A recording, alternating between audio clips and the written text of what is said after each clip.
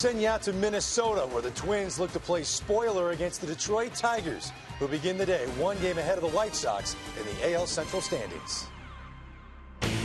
Greg, our fathers and our grandfathers talk about it. The Triple Crown, 1967. Carl Yastrzemski, the last to do it. Miguel Cabrera chases history. By the way, Tigers fans, the very next year, 1968, your team won a World Series title. They'd like to knock both out here in the year 2012. Big game pitcher on the mound. Fox Saturday Baseball here in Minneapolis, Minnesota. The Detroit Tigers looking to win the Central in the American League. Last night, Minnesota beat Detroit. Chicago, they were victorious over the Rays. We'll track both games all afternoon long. Hi there, folks. It's the Picture Postcard Day, and welcome back to the ballpark. My name is Darren Sutton. In a week and a half, the Tigers trimmed a deficit. They were 3 games back, and certainly they're thrilled to be where they are now. So a big game today as we bring in Tom Verducci. And when you have a big game, you give it to a big game pitcher. None bigger than Justin Verlander. Well, he is the definition of an ace, and he'll be tested today. It's a big game because you mentioned they lost a game and a game off their lead last night. But nothing better than to give the ball to Justin Verlander, but especially when he's locked in. And Darren, he has been locked in his past 3 starts. He's won each of them with an ERA of 0.86. Tough task for the Twins. Now, Joe Mauer certainly will be ready for him. And here's the fun tie-in, because Joe Mauer, though the Twins have struggled, 5 points behind Cabrera in that batting title race. But then there's Cabrera, the Triple Crown. I just ask you, expert on staff, can he do it? He absolutely can do it. Trails only by 1 in the home run race. I like his chances because he loves hitting in this ballpark. A career .415 hitter at Target Field, 23 RBIs in 25 games. He will get his damage. All right, certainly excited to have it. We talked about the dads and the granddads. But when you talk about these Detroit Tigers, 13 times they've been to the postseason. Of those 13 times, 10 of those, they have ended up in the World Series. That's the goal this year. We're tracking Triple Crown, starting lineups. The action is next.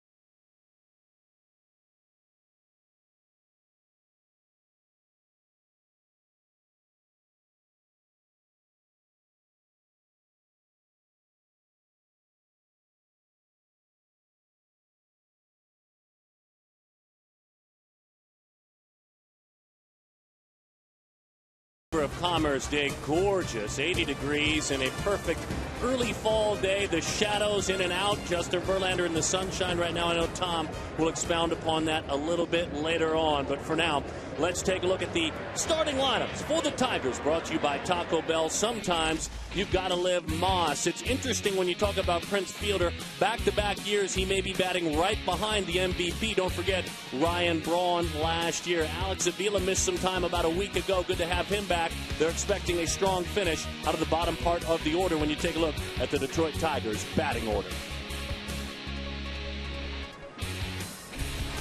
And obviously a huge challenge for P.J. Walters. Philip Dwayne Walters, making his 12th start of the year, 2-4, a 5.88 ERA, is a guy that will not overpower you, Tom Verducci, but what else can we say about him? Well, he knows the Detroit Tigers well and has thrown very well. I call him a Tiger tamer. He's got 5 quality starts this year, and 3 of them in his starts against Detroit. And he's here to slurve his breaking ball in between a slider and a curve. To me, Darren, that's the key. He's got a terrific changeup, but sometimes it's taken him an inning or two to find the feel on that breaking ball. He'll need it with the tough lineup he's facing today with Detroit. Yeah, early trouble, certainly. The opening pitch is brought to you by Budweiser. Great times are waiting. Grab some buds. Boy, we're glad to have you with us this afternoon. It's our pleasure to be part of a contest of this magnitude. This is the heartbeat of the pennant race in Major League Baseball, the American League Central Division. The winner of the Central is in. There is no wild card opportunity. Let's play baseball in Minnesota. First pitch, strike one to Austin Jackson. A fine step-up year for Jackson, a real grow-up year, if you will. I guess, Tom, that's the best way to look at it. He found consistency in 2012. Well, he found the strike zone discipline. People had wondered whether he would find that, and he certainly has. Jim Leland said he was worried, or at least concerned, whether he'd develop into a true leadoff hitter. He's done that this year by much better pitch selection. To the right side, protecting. Part of what Tom is talking about is an on-base percentage of .380. Not necessarily a jackrabbit. He's stolen 11 bases, been gunned down 9 times, but he's on all the time in front of guys like that. Out to short. Florimon with a lot of range and a good arm, and he shows it off on across in time for the first out. That's one of the shining stars defensively as we take a look at great speed in the outfield. Defense and the alignment brought to you by Chevrolet. It all starts and ends with Revere and Span. They can cover a ton. They're trying to find a place for Plouffe, trying to find a place for a couple of other guys in that lineup. Doman also plays in the outfield. The Minnesota Twins defensively. And that young man's there for his glove. Not necessarily his bat. Quentin Berry, a fine story for the Detroit Tigers. A bit of a journeyman, if you will, a young man who was given an opportunity, and he's taken advantage this year. It took 5 organizations, but I think he's found a home. Berry at 264, a pair of home runs. Now, he, different than Jackson, when he gets on, he will go. 20 stolen bases without being caught. And he lines it to left. There's that Sunfield. Revere's used to it, but he did a little stutter step coming in to make the play.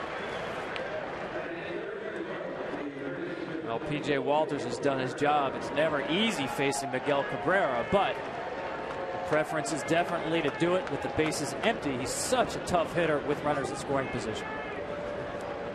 So in steps the Triple Crown hopeful Josh Hamilton with 1 more home run than Miguel Cabrera's tally of 42. Otherwise leading in average by 5. A very comfortable lead in runs batted in. 1-0 the count.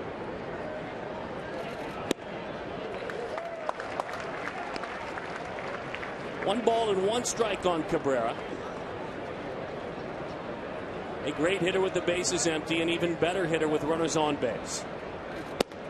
Good looking pitch over the outside. Just touch and feel with this fastball. Not a lot of movement. Not a lot of velocity, but location is everything. 2 excellent pitches in a row right there. Breaking ball. That's the pitch you talked about, Tom Verducci. The slurvy curveball, and it slurved him very well that time. Wow.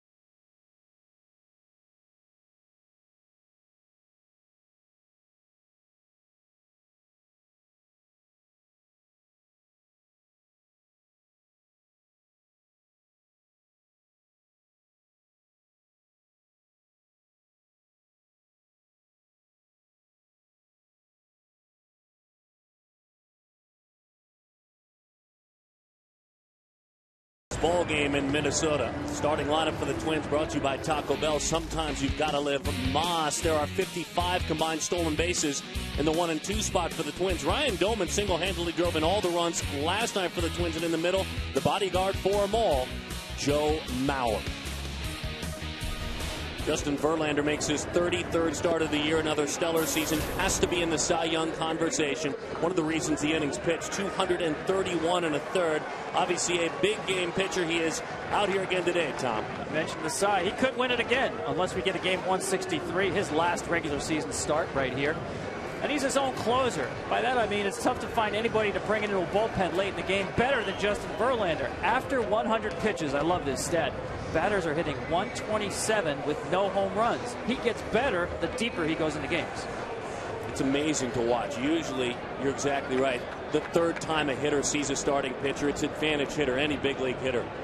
That's where Verlander does his best work, facing a guy for the third time.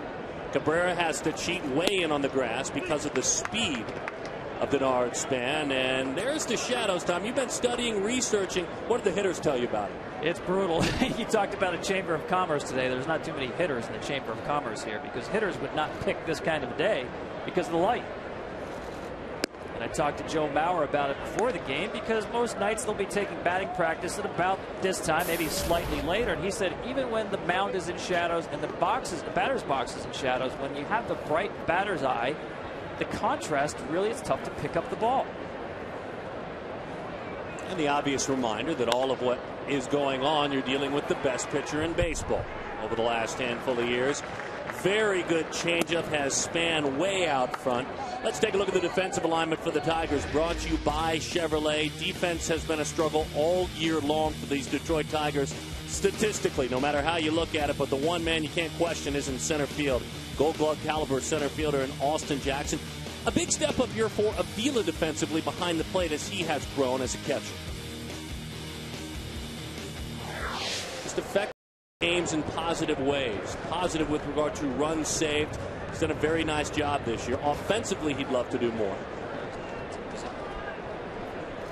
More speed, fastball away. 1-0 the count to Ben Revere. Cabrera stays in. Yeah, you have to defend against the bunt here against Revere. Terrific bunter on both sides of the infield. Even fielder at first base has to be aware of a drag bunt. 5 feet 9 inches tall, so a tiny little strike zone as he fouls that one into the seats. 1-1 the count on Ben Revere. The ballpark, well, it holds him every time. Does not have a long ball this year, but he's had a fine year, hitting .287. Maybe making Denard Span tradable for a pitcher in a package over the winter. Very similar players in how they impact a game. 2-1. But the one thing Ron Gardenhire shared with us and made it very clear, like a lot of my guys, but we need pitching in Minnesota heading into 2013.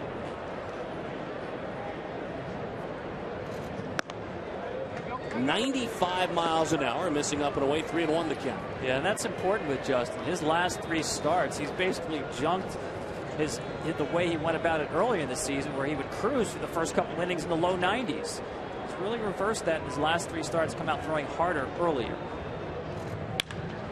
Hit hard on a backhanded short. Johnny Peralta, Prince fielder, on across the diamond.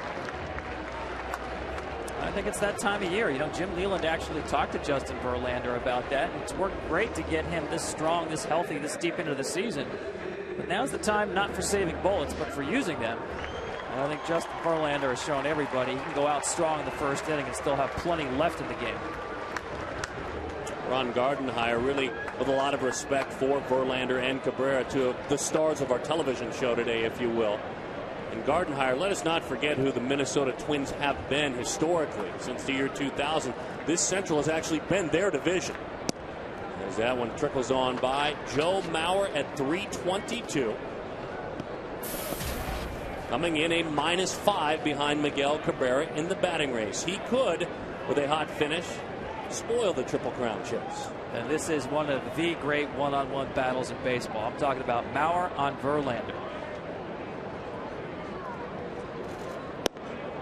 Mauer has more plate appearance against Justin than anybody else in baseball. He's one of the few people who can say he's a .364 career hitter against Justin Verlander. Every at-bat is a battle, usually multiple pitches, as we're seeing here, where Joe gets deep into counts. 20 career hits and 55 at-bats, 3 of them home runs, as that one misses off the plate. And what Verlander, Tom told us yesterday, that makes Mauer so challenging is what he's showing right now. He'll take a ton of my pitches. I can't get him out of the zone. Yeah, Joe's one of these guys, the more pitches he sees, the more dangerous he becomes. Very rarely swings at first pitches. Drives that one to left, pretty well struck. Barry goes back, looks into the sun, up against the wall. That is a fine play. Both pitchers out of the gate strong, though Mauer with a solid statement to start things.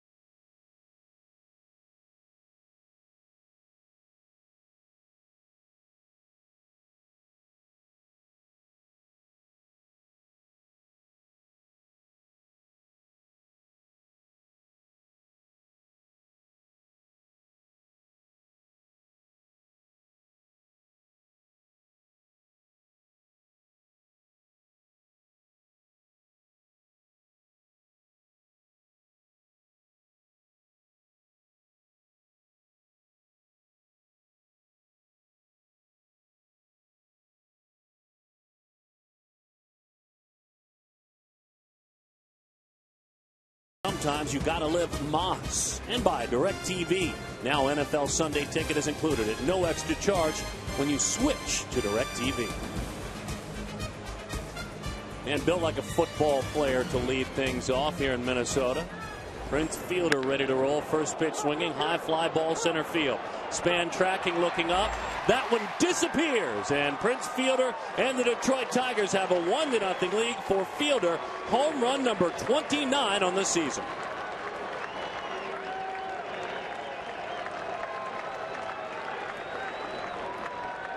He didn't wait long. Walters here just gets a pitch up to Fielder, and you're absolutely right, didn't wait long. He's ready to hit when he comes out of the on-deck circle. The pitch has just got too much to the plate, too up in the zone right there. Walters really has to live down in the zone with his fastball. This one is up. Fielder takes advantage of it. He is a fly ball pitcher. He told us yesterday, I get in trouble with the home run ball. I don't mind giving up solo shots. That's what that was. Breaking ball and a good one. To the right side, Justin Morneau into foul territory. That retires Delman Young for Fielder, by the way. 106 runs batted in. It's hard to imagine that man living in a shadow per se, but he's been in the shadow this year of Cabrera and last year in some ways with Braun. But all of his teammates, both years, will tell you that he's kind of the leader in the heartbeat of both clubhouses. Yeah, and it's so important for the lineup construction because he does give the protection for that man right there. Miguel Cabrera, his walk rate way down this year, and that's a direct result because of that man behind him.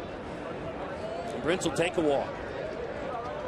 He certainly will take a walk. Fielder now, by the way, at Minnesota has done great work, including today in this ballpark. 14 of 28. That smile, too. So, Tom and folks at home, obviously the fielders, the Verlanders, the Cabreras are the stars, but it's a guy like this man in the batter's box, Andy Dirks, and a guy like Quentin Berry that have made a huge difference this year. Well, there's no doubt that the 3-4 spots in this lineup can carry the team. Long run down the line. Revere won't get there. But to win championships, obviously, it takes more than just two guys in the lineup. And I think at times this year, the Tigers have suffered for that without depth in their lineup. I think the team has scored fewer runs than Jim Leyland anticipated this year, mostly because of trouble in the back half of the lineup. Dirks got a taste of it last year, had 5 at-bats in the American League Championship Series, was 1 for 5. A couple of years ago was the Tigers' minor league player of the year. He's buying that breaking ball early. It looks good for him. And that's the pitch you spoke of. Yeah, he absolutely crushes right-handed pitching, but he's played so well down the stretch here. He's really become an everyday player for Jim Leyland. He will start against left-handers as well. Change up on the ground. Leaving his feet, the veteran Carroll. No throw to be made there. An infield hit. Good effort there by Jamie Carroll, the well-traveled Carroll.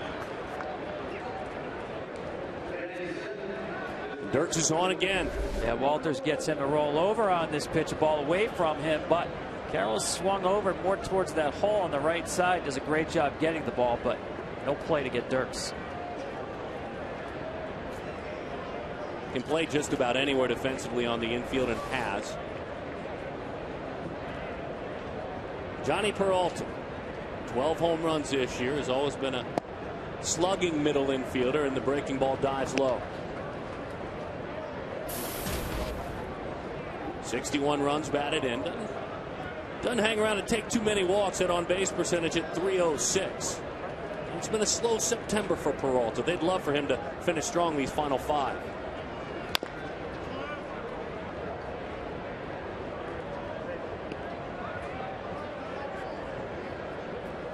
Walters 27 years old, Alabama born and raised.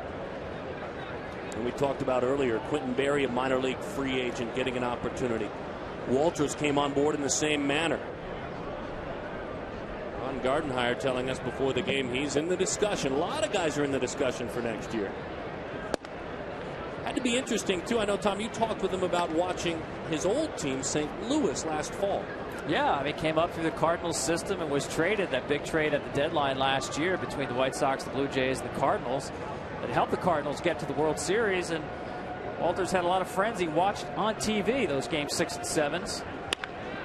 Down the line it goes, hugging the line. That's a fair ball. Cheating out front on a breaking ball. Meantime, Dirks picking him up and putting him down. Gene Lamont sending him home. He will each easily standing up. It's an RBI for Johnny Peralta. And just like that, the Detroit Tigers lead the Minnesota Twins 2-0.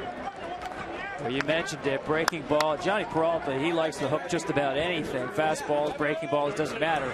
He got one up that he could hook into that corner. Good send by Gene Lamont here.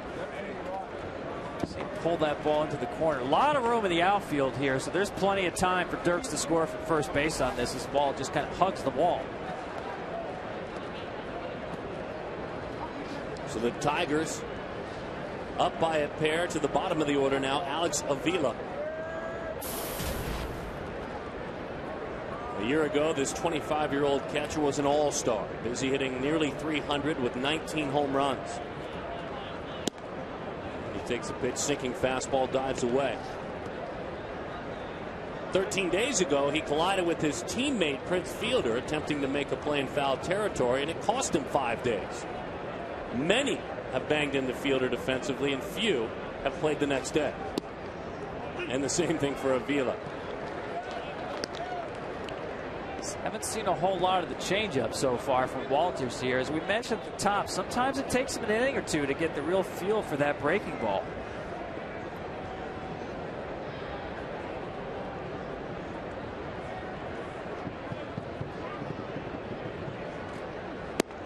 Froze him. Good looking bender there. And you know, banging the baseball around against the struggling Twins may be a shocker. Not really, because for the Detroit Tigers, going back to a doubleheader last weekend in which they were swept by the Twins, Minnesota has been holding court on the mound, and so a little bit of confidence just to break free.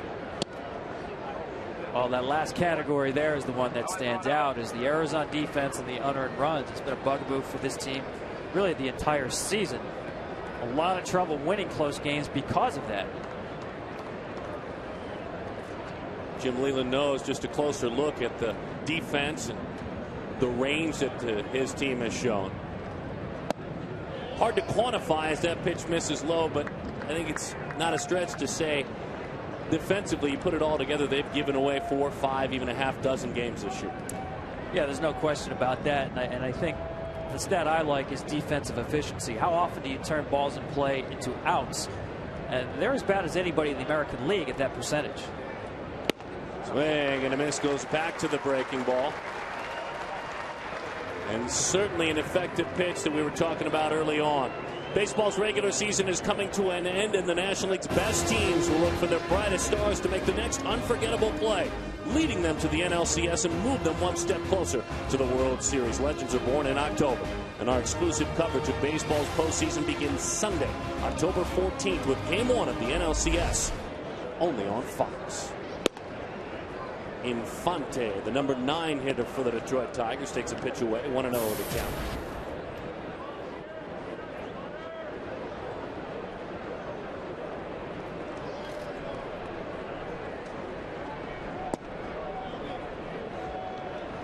Right back out there to Omar. 2-0 the count. The 30-year-old Venezuelan began his career with the Detroit Tigers. Brief stop in Chicago. Was an all-star in Atlanta before heading to South Florida, then back during this season as that one sinks low. 3-0 the count.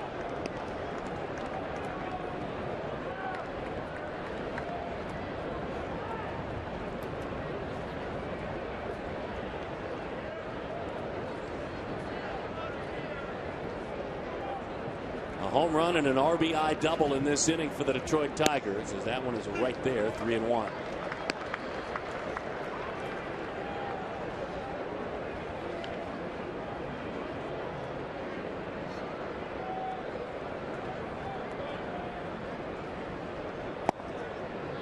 Puts him on, a walk for the not very patient usually Infante. Let's go to Greg Amsinger. It's time for a DirecTV game break.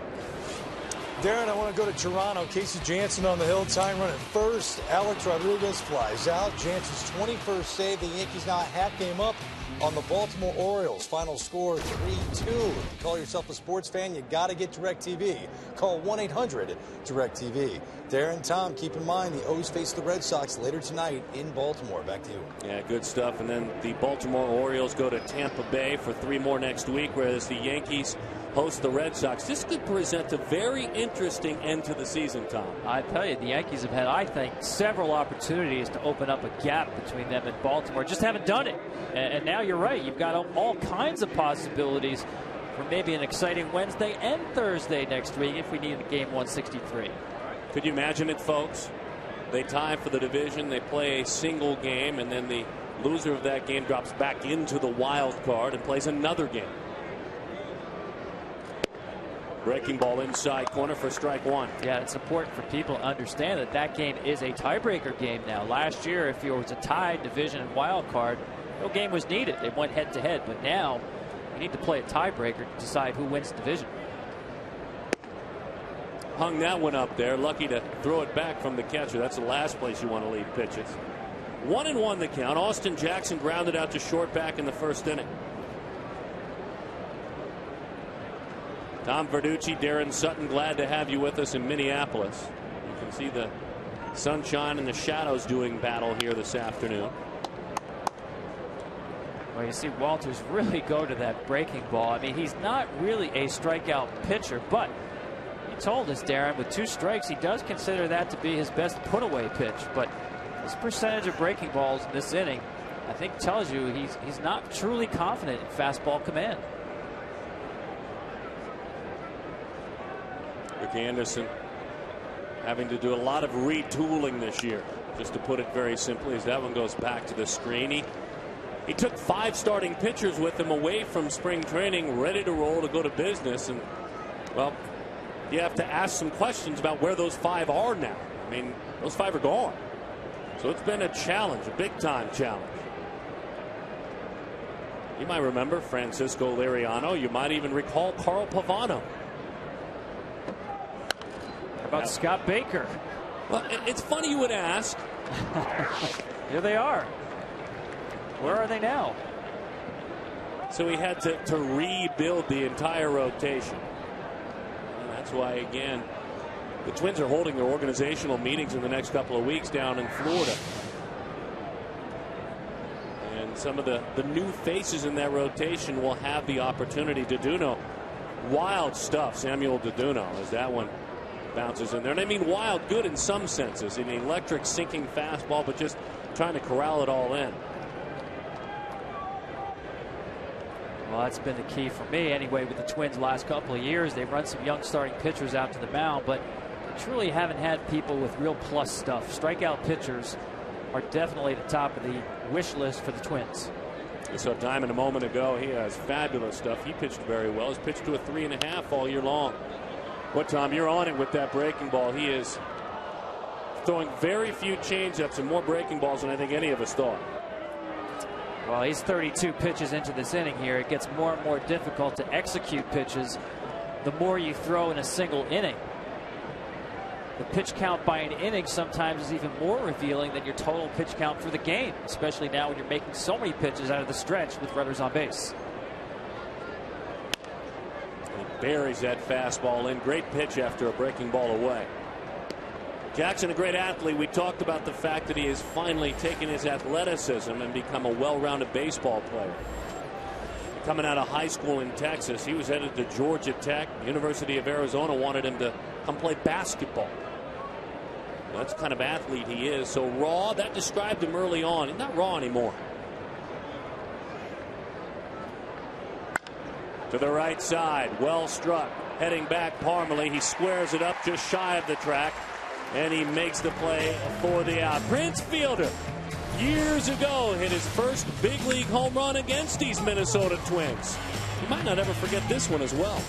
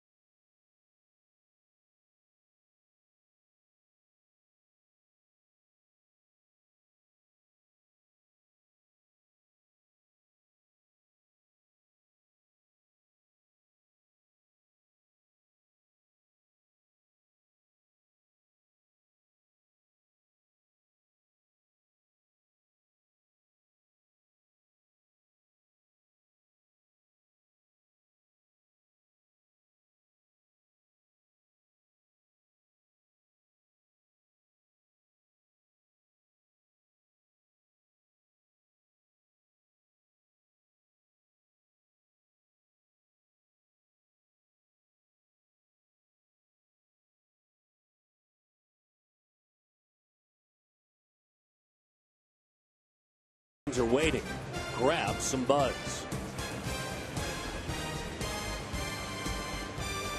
Justin Morneau to lead things off for the Twins, trailing the Detroit Tigers, thanks in part to that man, Prince Fielder, with a long ball a half inning ago. Morneau with 19 home runs this season to face Justin Verlander. Good changeup has him leaking out front. 0-1. Just in case you're sitting on first pitch fastball, Here you go. Pull a string at 82 with nasty movement.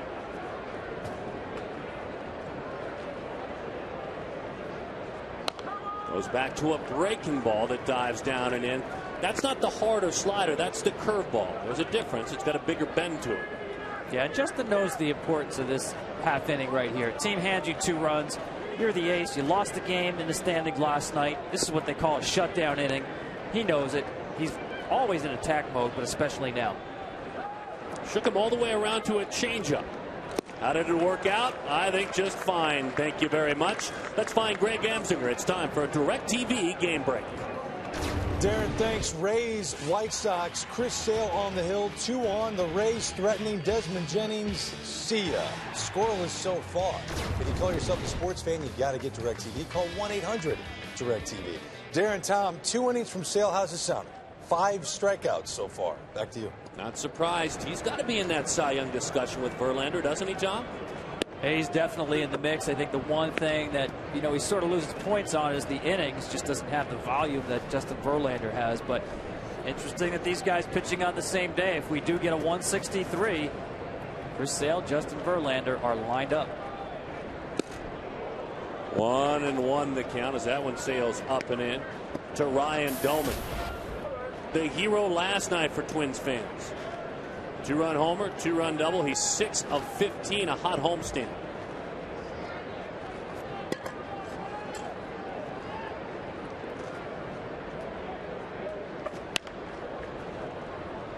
What a funky swing, a fastball in. 1-2 the count. You see a few of those against Verlander. Well, you do at 94 in on the hands, and again with the shadows in play here. Didn't see that well, or he saw it late. Looked like a 2-strike emergency swing right there. Once again, these shadows today just treacherous for these hitters. Doesn't bite on a changeup like Morneau did a moment ago. Doman certainly can work behind the plate. As you take a look at the batter's eye, that when they first opened this ballpark was more like aluminum foil than what it is now. Breaking ball, he hung it. He got away with it. Can they turn it into an out? Slowly but surely they do. Defense behind him going to work. They're used to working behind this man. He's out there late in the games. The MVP and the Cy Young Award winner last year. The Rookie of the Year in the early stages of his career. You can see since 2006 just how good he has been. Tom, you called him one of the best big game pitchers in the game right now. Well, Darren, I actually think there's nobody in baseball quite like Justin Verlander because he is such a great finisher. Pitch counts, I know the game is ruled by those these days, doesn't apply to him. In other words, a team obviously against a lot of good pitchers will try to run up pitch counts, get them out of the game, and take the chances with somebody coming out of the bullpen. You can make Justin Verlander throw pitches, and he's not going anywhere. The one thing that strikes you when you speak with Verlander as he misses high to slugger Chris Parmelee is he looks like a guy who's slight of build, even thin, if you will. Now, his upper body, when you walk up on him and speak with him, is not big. It's not a bodybuilder's upper body, but he talks about his legs. He talks about his smaller weights that he does with his shoulder, but those legs are a couple of tree trunks that support that base. Yeah, you talk about great arms. Usually you talk about great legs. He's got a terrific pitcher's build. He's got the long levers in terms of the arm and the legs, but you mentioned that the foundation underneath him is where it all begins. Breaking ball. And I asked him about his ability to have better stuff late in games and where it comes from, and he went back to his off-season conditioning. Doesn't do a whole lot of upper body stuff, but really concentrates on the legs. Watch the drive off of his back leg here. I know he's got that long stride, but for me, it all begins with that right leg. And he's able to do, Tom, it's interesting for pitchers, a lot of pitchers cannot do. He's able to use the drive, but still take his stature and use it to his advantage. In other words, he stays tall and drives at the same time. Usually you don't combine the two as a pitcher. I think that's a great point because that's a way to create angles. With a pitch like that, a changeup and a dandy that has Parmelee leaking out front. 6 up, 6 down. Justin Verlander against the Twins.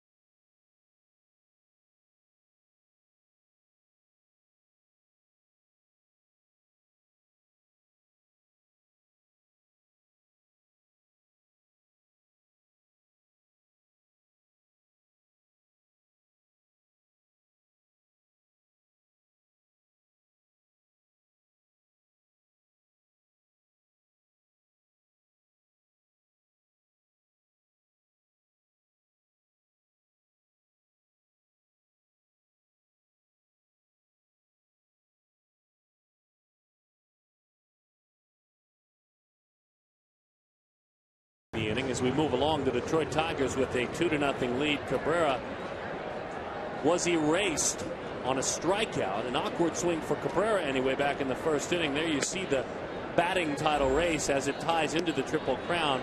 0 for 1, did not lose any ground in his batting average. Mauer 0 for 1, dropped a point to 321. Quentin Berry takes a pitch over the outside corner from the right-hander P.J. Walters.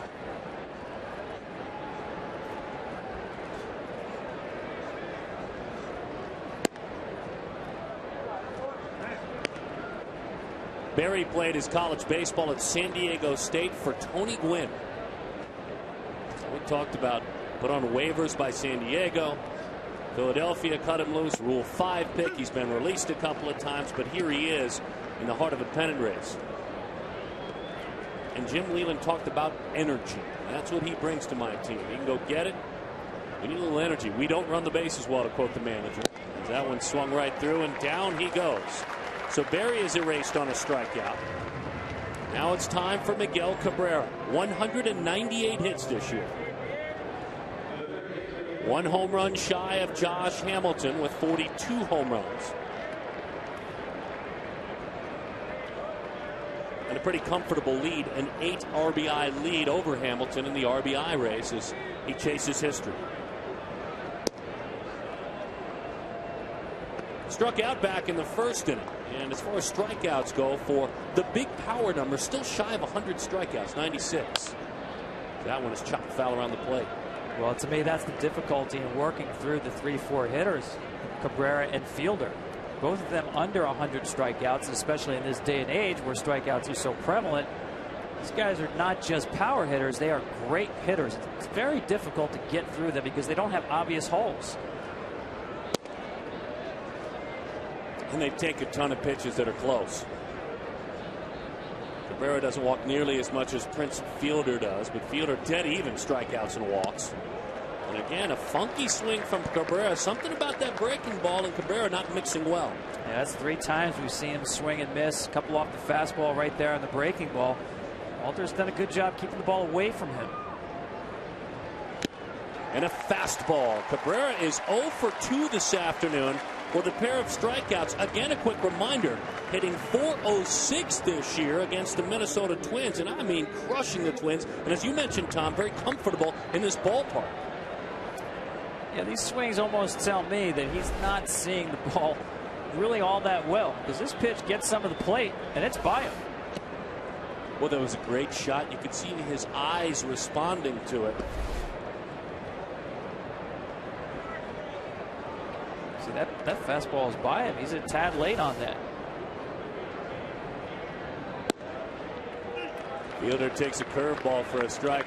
Cabrera, not visually anyway from our perspective, giving an inch, allowing the shadows or laying any blame on the shadows because he knows everyone's watching him very closely.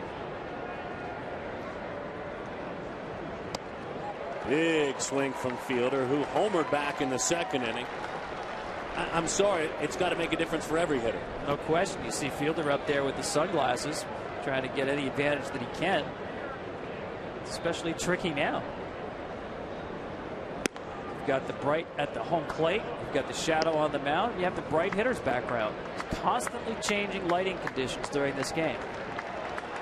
And honestly, that's probably why Prince, the patient fielder, went after the first pitch that he saw. Hot shot at a breaking ball, but right to Morneau. He hit it hard, but a 1-2-3 inning for Walter. We'll return to Minneapolis after a word from your local Fox station.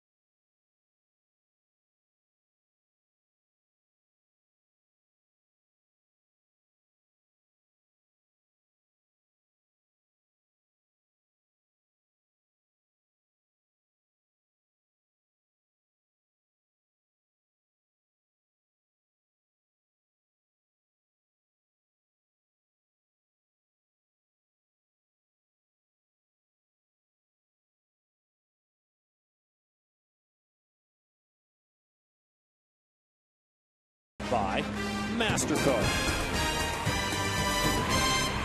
2-0, the Detroit Tigers lead it. Miguel Cabrera and the Shadows. A fun battle to watch. Not fun for Cabrera. Meantime, Justin Verlander 6 up and 6 down for the veteran right-hander, and a breaking ball that yields strike one to Trevor Plouffe. And look, he cast a tall shadow, literally and figuratively, but the sunshine and the roof here and the start time has been tough on some of these hitters. Plouffe with 23 home runs this year. Southern Californian, former first-round draft pick back in 2004 of the Minnesota Twins.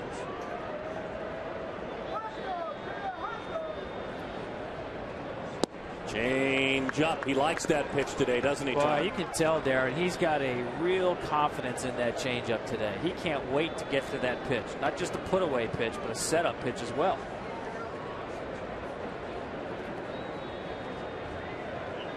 Goes to the breaking ball right after. What's going on with the White Sox and the Rays? Let's find Greg Enzinger, a DirecTV game break. Darren, thanks. To the south side we go. Chris Sale against Ben Zobrist. This one's going to rattle around in the corner. B.J. Upton can fly. He's around third and will score. The Rays strike first into third. They're not done. Jeff Keppinger's been one of the best hitters in all of baseball since the All-Star break. He goes deep and gone. 3-0 the score. Darren, Tom, keep in mind the Rays began the day 3 games back of Oakland for that second AL wildcard spot. Back to you. Boy, Detroit fans I know love hearing that news. The Rays have won 8 of their last 9. Joe Madden's club riding a roller coaster through September. But they can't be counted out just yet. Not only Tiger fans, but it doesn't take long for that word to spread in the dugout as soon as those runs go up on the board. 2-0 the count on Jamie Carroll. 38-year-old Jamie Carroll. And he takes a strike at 95 miles an hour. 2-1. Ton of plate appearances for a player that at times is a utility player in Carroll.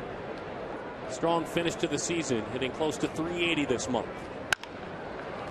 On the ground, Peralta right around the bag in the sunshine, and he turns it into the second out of the inning.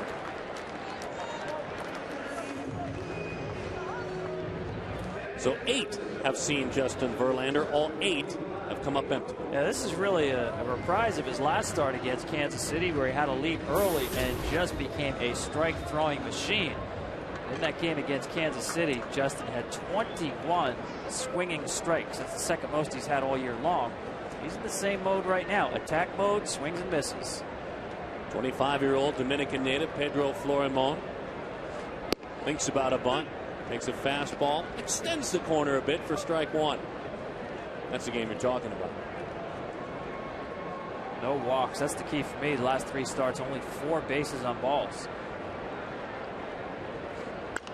In on the hands, Verlander 6 of 9 first pitch strikes, first time through the order. Now, this is a tough spot for the kid Florimon right here. Justin has shown him 2 fastballs, but we've seen how much confidence he has in the secondary pitches, and he's one of these guys at 0-2 doesn't necessarily have to waste a pitch. He agrees on a fastball in, missed his spot by quite a bit. 1-2 the count. Here, because of his glove, it would be a bonus, and he would stay here if he could hit a little bit more. Talking about Florimon. Didn't you know he'd go to the changeup and missed out? Nice patience there by Florimon. As you mentioned, they love his glove. He's got tremendous range. He's a tall, rangy guy with an above-average arm at shortstop as well. Came over in the Liriano deal with the White Sox, and he takes a curveball. Pretty good take there. His farm director for a while in Chicago with the White Sox, Buddy Bell, a familiar baseball name, called him an energy guy. He brings an awful lot to the organization. He hopes to do that in Minnesota. A 3-2 changeup. He left it up. And it's chopped foul.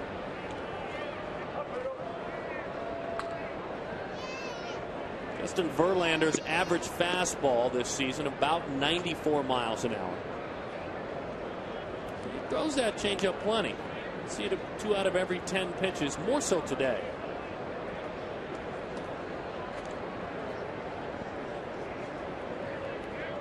Leland knows when he hands him the ball early, rarely will he take it from him late. 6 complete games this year. Coming in with a 3-2 fastball, ended up right down the middle, fouled it off.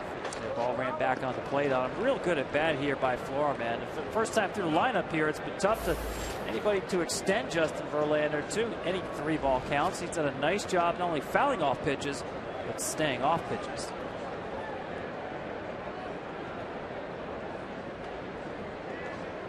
Boom, a 3-2 changeup. A heck of an at-bat, as you mentioned, as he earns a walk.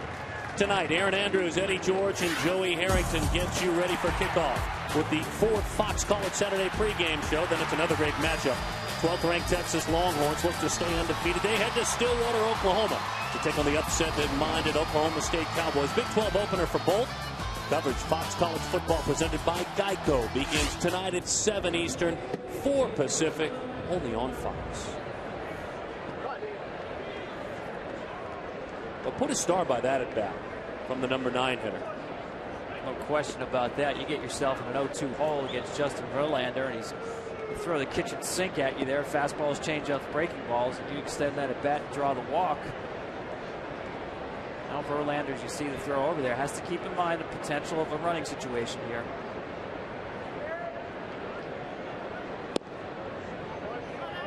One and 0 the count at Denard Span. Span fly to center field back in the first inning.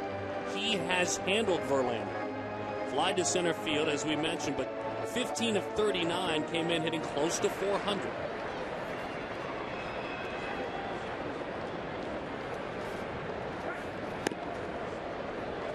Justin's got an excellent move to first base. He's an excellent athlete, very quick feet. You see that quick throw over there.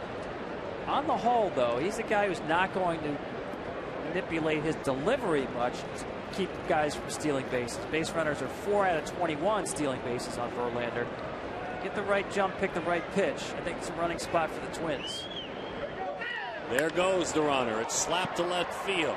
Looking into the sun, fighting that sun, and making the play is buried. When we come back, we'll talk with another Tigers pitcher, Doug Fister, right after this.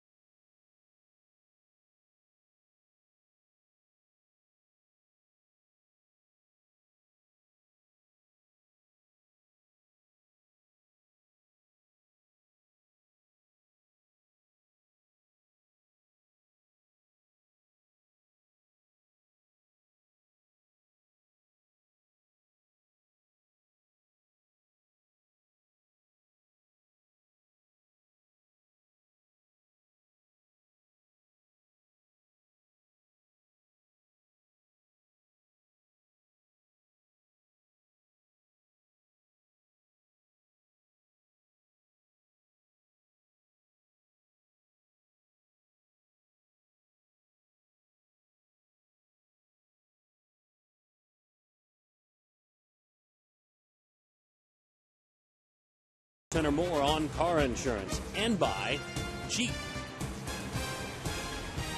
Beautiful day in Minnesota. Our pleasure to welcome in a man who had a historic outing in the middle of a pennant race a couple of days back. Doug Fister joins us inside of the Detroit Tigers dugout. And First of all, Doug, we'll talk about your game a couple of days ago, but just a simple question. How much fun is it to pitch for the second year in a row in meaningful games like these down the stretch?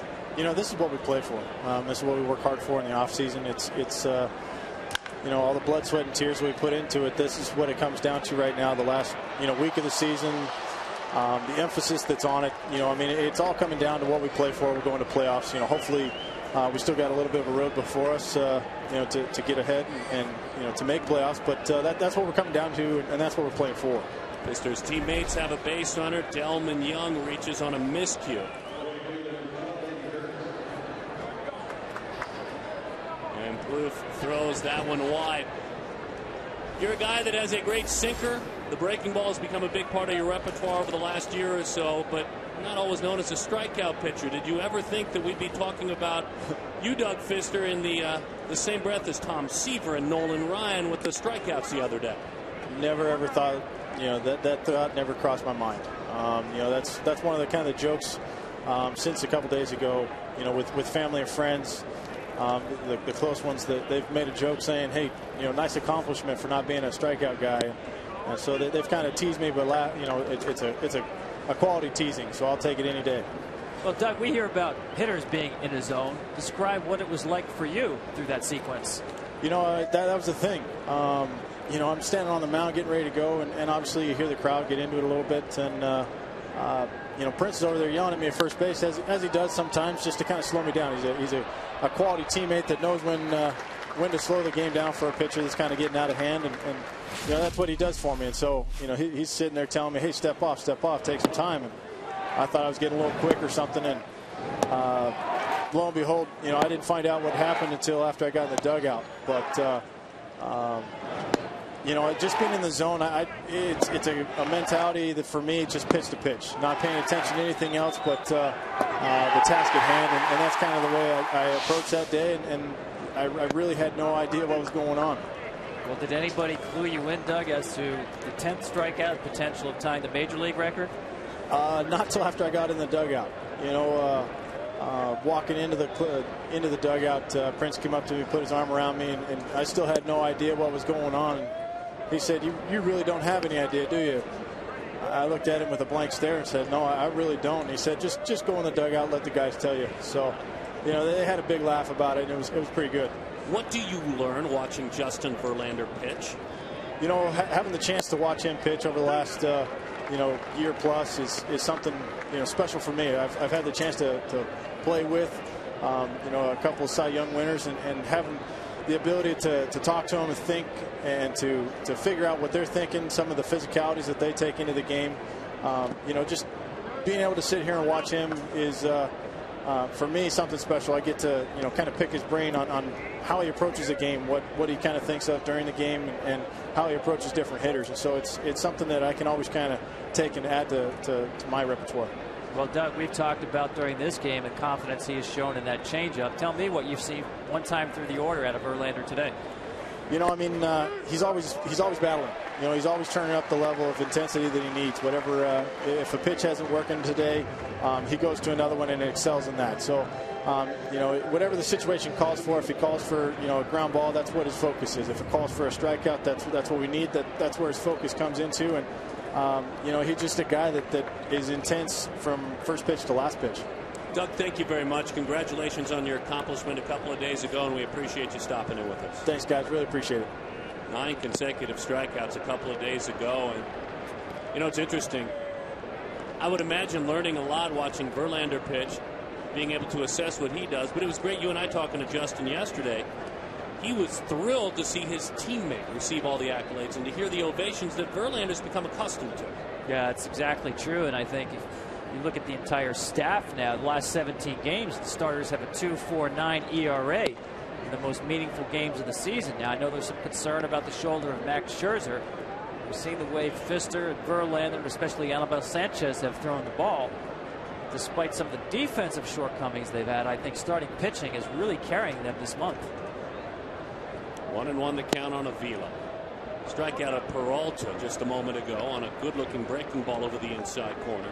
Spoke with Max Scherzer, who was right behind Verlander in strikeouts all season long, and He's just kind of babying that shoulder right now, treating the heck out of it with the Tigers training staff. Said it felt like a cramp when I first felt it, then missed the start, came back, and when I felt it again, I realized it wasn't any sort of cramping in the deltoid area back of that shoulder. He's unsure if he can go on Wednesday. Bottom line is they just don't know quite yet. Now, I think they could be tremendously confident in the rookie Drew Smiley. I thought he threw the ball exceptionally well last night here in Minnesota. Pretty well struck to left field. Revere looks into that sun. He is to the track at the base of the wall. And he makes the play for the out. Justin Verlander going back to work against the Twins.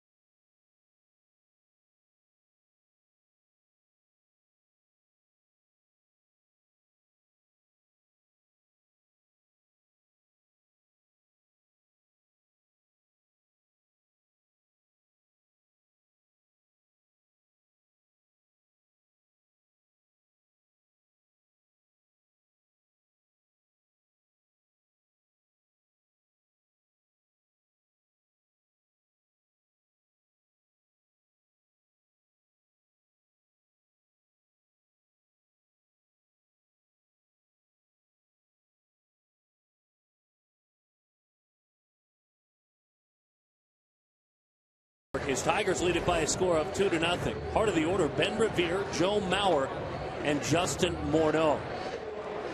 Mauer, who lined to left field firmly back in the first inning, waits on deck. Morneau in the dugout in the hole.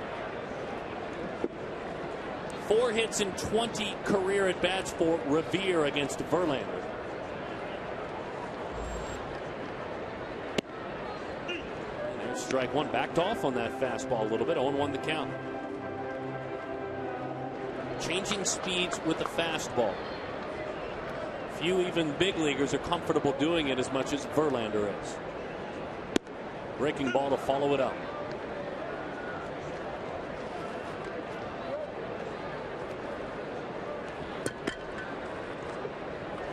And if you're Ben Revere, there is nothing you can sit on right here. Wasted a fastball in, so he's seen 2 fastballs. Understand that, folks, in this at bat. 3 miles an hour difference, and he'll even have a bigger differential than that with the fastball. It seems like he's got him set up for a changeup here. Shook off the change, wants to go back in. Missed his spot. Pitchers will call that doubling up. They'll throw a pitch a little bit in off the plate, throw it in the same location for a strike, hoping to get the call. Let's see if he goes back to that changeup here. Seems to have it. Go back in again. Nope. Back to the breaking ball. He wanted it. He missed away. Just off the plate.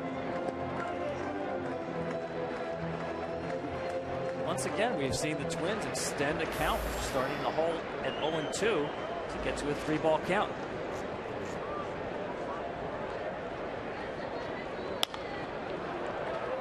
Spoiled it again. A nice at bat, a 96-mile-an-hour fastball at the ankles. 50 pitches for Verlander. Dealing with Ben Revere, the speedy 24-year-old outfielder. Kentucky born and raised. Fastball, ground ball, hop, skip, and a jump. Verlander out of the way. Revere is on in front of Joe Mauer. As these two meet up again, 56 previous at-bats for Mauer against Verlander. And how does it tie into the batting race in the Triple Crown? This is today's action included. Mike Trout last night was 2 of 5. He hit a homer last night and a triple as well. Rain delay in Texas. And Joe Mauer lined to left, but it was, you put a star by it in your score sheet, hit it hard to left field. Yeah, I was joking with Joe today that he actually made an out last night on the first pitch. He puts the first pitch in play about once a week during the course of a season, and that is it. In fact, he rarely swings until he has a strike on him. What he told me was sometimes he does swing early in the count to keep pitchers honest. He doesn't want to feel like it's just a complete giveaway, that first strike, but generally he will give you one. When you think about catchers and the toll that it takes on your body to catch, mentally you're a coach as well, especially the modern day catcher. But to do all that and to have the kind of offensive career that Joe Mauer has had, his manager would just soon see him catch about half the games that the Twins play. Not 70 or 80. Change up and a good one. Well, they've done a nice job with his playing time this year and limiting his starts behind the plate, because I think it's shown in the September that he's had. He still looks real strong. He's having a great month. He did tell me he's still kind of struggling with the adjustment when he is the designated hitter. He loves catching so much. He's divorced from half the game as the designated hitter. Saw the shadows a moment ago, certainly in play as the changeup misses outside. 2-1 the count. That's all kinds of shadows across the field. We've seen completely different lighting conditions depending on what inning it is. Mauer also will take a walk. He's been above 400 on base since May. Changeup. I talked about the adjustment to DHing. You see his average by position. He's done a pretty good job at DH, but if there's any doubt that Joe Mauer loves to catch. In fact, he told me as a DH, a lot of designated hitters, they'll go back in the clubhouse, in the batting cage in between at bats. He likes to watch the game from the bench, likes to talk to the pitcher and catcher in between innings, do everything but put the gear on. Keeps him involved in the game, and he thinks he can get the feel of the game better from the bench than he can from watching it on TV, as a lot of DHs do in between at bats.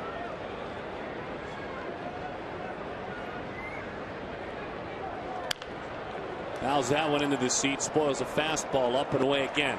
Catchers that win batting titles. If you're a baseball historian, you're familiar with Bubbles Hargraves, Cincinnati, born and raised and played for the Reds and finished with the Yankees. And of course, the legendary Ernie Lombardi. It just doesn't happen, Tom Verducci. Bubbles, the Schnoz, and Joe. I don't think Joe would accept either one of those nicknames for himself. Although I guess you could ask him if he'd be okay with the Schnoz. Yeah, but winning a batting title, I think what sets him apart is his ability to hit with 2 strikes. Certainly another 2-strike count. Not easy against Justin Verlander, but he's a .268 hitter with 2 strikes. That is tremendous because the average big league hitter is a .178 hitter with 2 strikes. Runner on the move, throw down, he's in there, tag on the backside, not in time. Revere, stolen base number 39 on the season. He's in scoring position for Mauer. Well, we talked about this with Justin. This is one part of his game you can take advantage of. Pretty good jump there, but again, no slide step from Verlander. He'll get you time to get there with speed. Certainly Ben Revere has plenty of speed. Last 2 years, Revere, 73 stolen bases. Only the likes of Coco Crisp or Rajay Davis with more.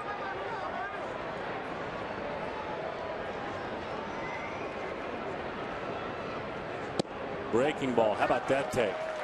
Takes more pitches than any hitter in the American League, Joe Mauer. About 65% of the time he is on. Let's find Greg Amsinger. It's time for a DirecTV game break.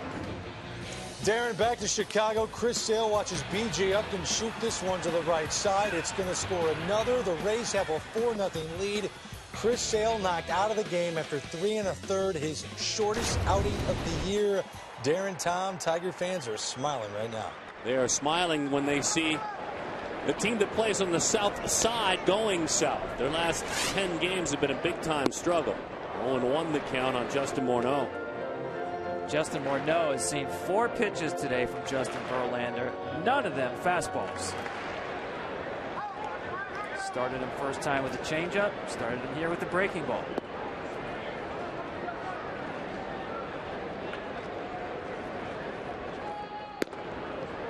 One and one the count. He shows him 98 out of the zone. Morneau struck out, as we mentioned, back in the second inning. 1 for 12 on the current homestand. Revere out there at second base, the first hit of the contest against Verlander. And the second walk followed. And the walk to Joe Mauer. I tell you, you think of Florimon back in the third inning and Mauer here in the fourth. If you're going to walk against Verlander, it's a treacherous affair. Earning your way on is challenging. Earning a walk is even more difficult. 2-1. I think you saw Verlander check Revere at second base there, because with Morneau, Miguel Cabrera is playing towards the shortstop hole. And last night, Bernard Span took third base very easily in the same situation. It's tough for the third baseman to get over there. And you've got a guy like Revere who has stolen third base 7 times this year. He's not afraid to take off to get to third. On the corner, extended a bit, 2-2 the count, let alone it was 98 miles an hour. He has enjoyed the Detroit Tigers, sees them a lot. In the last 2.5 months, Morneau is being able to contribute. Tough time, couple of years previous to this one. Fastball blows him away, 99 miles an hour. Yeah, this goes back to what Doug Fister was saying, that Justin Verlander will pitch according to situation. This is a strikeout situation for me. And he dials up his best fastball of the day so far at 99. You see how late Morneau is on that pitch. 235 strikeouts this year to lead the American League. Doman a hero last night. So he started off with a softie, a changeup, 0-1. Yeah, try to get a rollover. I think this is more of a double play situation here with 1 out. Try to get him out in front of something.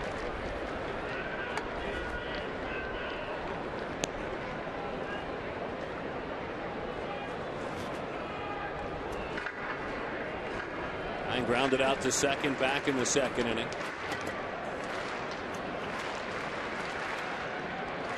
Verlander, we mentioned with those 235, his teammate Max Scherzer hoping to be able to go on Wednesday. Froze him with a curveball. See, to me, that reaction, Tom, is not just pitch execution, but selection. Doman wanted nothing to do with it. There's no doubt about that. I mean, obviously, you have to protect off of 99. It's tough to pick up even that curveball, but especially the changeup out of his hand when you're protecting against 99. And doing it coming out of the shadows, a changeup, and that is strike 3. Incredible stuff from Verlander. Tomorrow, Fox NFL Sunday. Couple of cities we're talking about today. A doubleheader beginning with Detroit and Minnesota. Adrian Peterson and the Vikings. Megatron, Calvin Johnson and the Lions. You'll also see the 49ers, Jets, Panthers, Falcons, Seahawks, and Rams. Then in America's Game of the Week, the Saints look for their first win of the season. They battle Aaron Rodgers of the Packers, trying to bounce back from the controversial loss on Monday, or the Redskins and Bucks. It gets it all started with the Built Ford Tough Fox NFL Sunday pregame show, noon Eastern, 9 Pacific. As always, check your local listings. The strikeout, the weapon, with a runner in scoring position. We're watching a clinic right here, Darren. I mean, first and second, nobody out. He needs a punch out. He goes to the power game against Morneau. Shows the off-speed stuff to Doman. What next? 99. With movement. 0-2 the count. And pick your poison right here. He's got so many places to go. It reminds me of Pedro Martinez in his prime. Just too many wipeout pitches, too many put-away pitches. Most pitchers are lucky if they have one. Boy, if that shot didn't tell it all right there. Of Justin Morneau still wearing it in the dugout. 0-2 the count. Well, as Tom mentioned, as Morneau thinks about it, is it a curveball here, a fastball? Is it the 0-2 changeup? It's a fastball, 100 miles an hour. He's getting warmed up. He's getting loose now. We spoke with him yesterday, and it's not cockiness to where it'll turn you off, but as confident of a major leaguer as I've ever had the opportunity to speak to in Justin Verlander. Well, more the pressure situation, the higher the stakes, the better he pitches. Runners in scoring position, hitters are 206. With 2 outs, it goes down to 182. That's a nice take. 1-2 the count. They like the pop in the bat of Parmelee. They hope to find a consistent position for him. His manager, Ron Gardenhire, said he's playing a pretty good right field, a pretty good first base. Right now, he's just a young hitter trying to survive against an ace. That is strike 3, a high curveball. Parmelee didn't like the call. He just struck out the side with a runner in scoring position.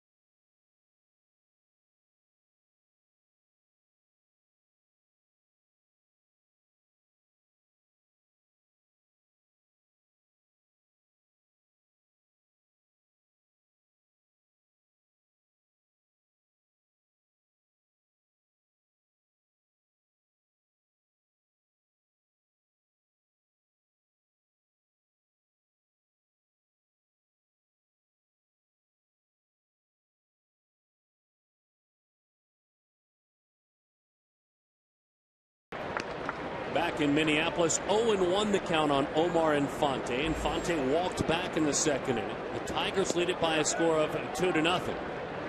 No balls and 2 strikes on a funky swing on a breaking ball in the dirt.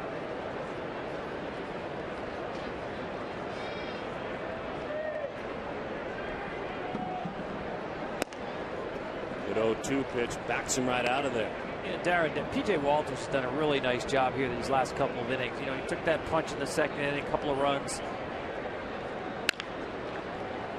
Out to third, Plouffe gobbles it up on across in time for the out. Let's go to Greg Emsinger in the MLB Network studios for a game break. Darren, thank you. Evan Longoria, he just owns this time of year, going the other way, driving in another. But look at Rios come home with it. They get BJ Upton at the plate. It is 5-0 Rays, bottom 4. Guys, back to you. My goodness, Tampa Bay 3 back of Oakland in that wild card race. Tampa will finish up the series with Chicago in Chicago, then host Baltimore for 3. Joe Madden's squad never a boring follow, are they? No, and I bet you there's some American League teams out there who don't want them in the tournament, largely because of that starting pitching. They can match up with anybody 1 through 4. Trying to get that eye black set. Prince Fielder trying to get everything set up. Now he can see better. Now Fielder's telling him he got to mess up that eye black a little bit. We have seen some swings that are not, I guess, Cabrera-like. Is that the best way to describe it? Definitely. I mean, plenty of regular MLB hitters are un-Cabrera, but not that many. He talks about his balance so much. Boy, Prince really did do a number on him.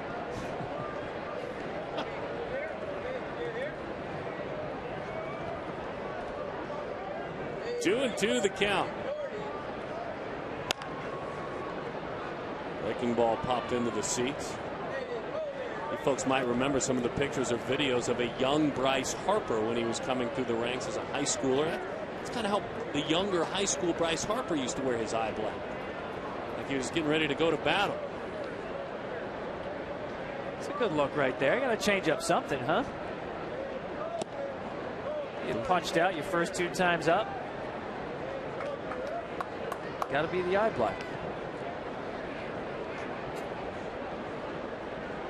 If Prince Fielder doesn't handle himself like he's been, now he's been in the game his whole life and around, but he handles himself like a 15-year veteran in games played. You know, a moment like that the other day, Doug Fister talking about how Fielder approached him and tried to get him to step off and enjoy the moment.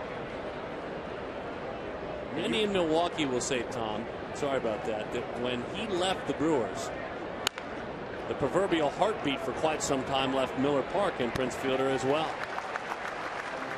Our Jeep game summary, if you're just joining us, Justin Verlander's been fabulous. Just struck out the side with a runner in scoring position. Miguel Cabrera 0 for 2 this afternoon, hence the eye black change. And we're talking about Prince Fielder, the leader. As the hitter, he has delivered a home run. Would you say that about Fielder? Definitely. I think you know when you walk into that Tigers clubhouse, you know when Prince Fielder's in the room. You're not sure if Miguel Cabrera is in the room. Right. He's pretty quiet. As far as the listening now, visually you can clearly see them both. It's easy to see both of them. Quentin Berry takes a breaking ball in. On 1-0, fouls another one off. Line to left field in the first inning, struck out in the third. And as Tom mentioned, Walters has really settled down. His challenge is in front of him, though. Even if he gets this final out, it's the next inning, and it's the 3rd time through the teeth of the order.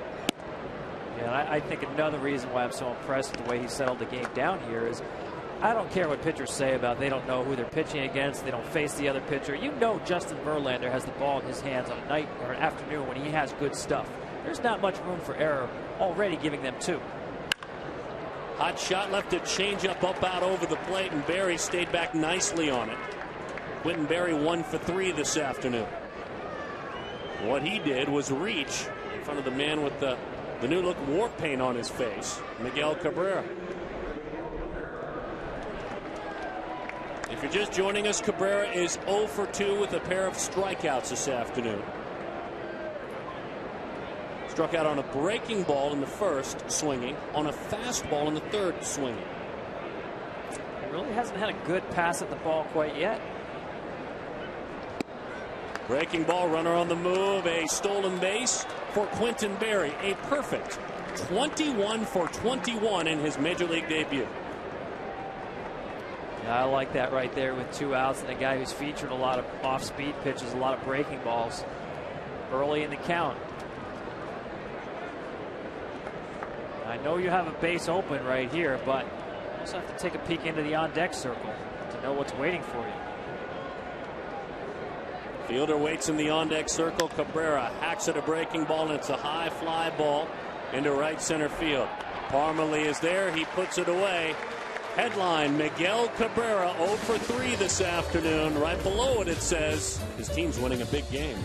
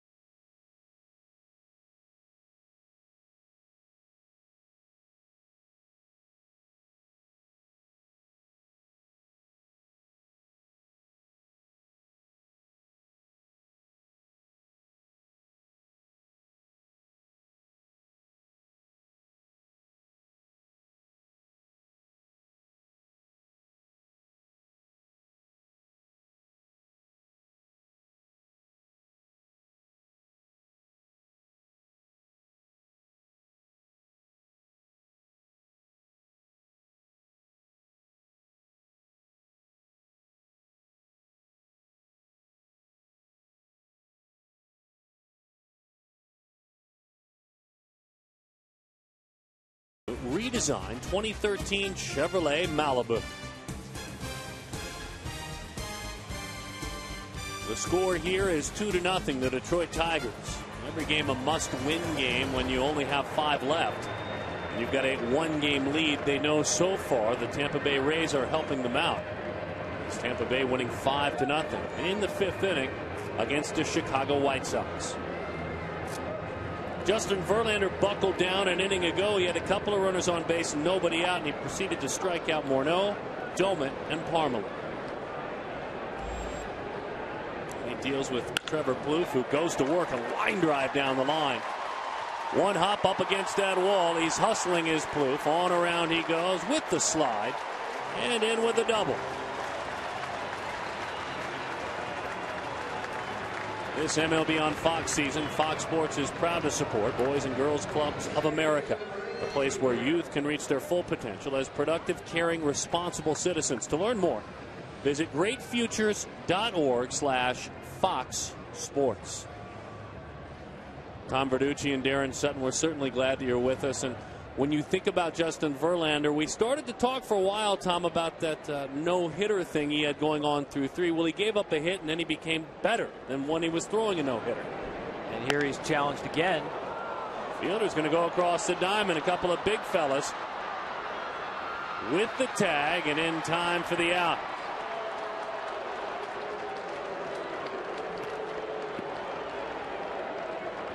So Plouffe is erased, taken out of scoring position.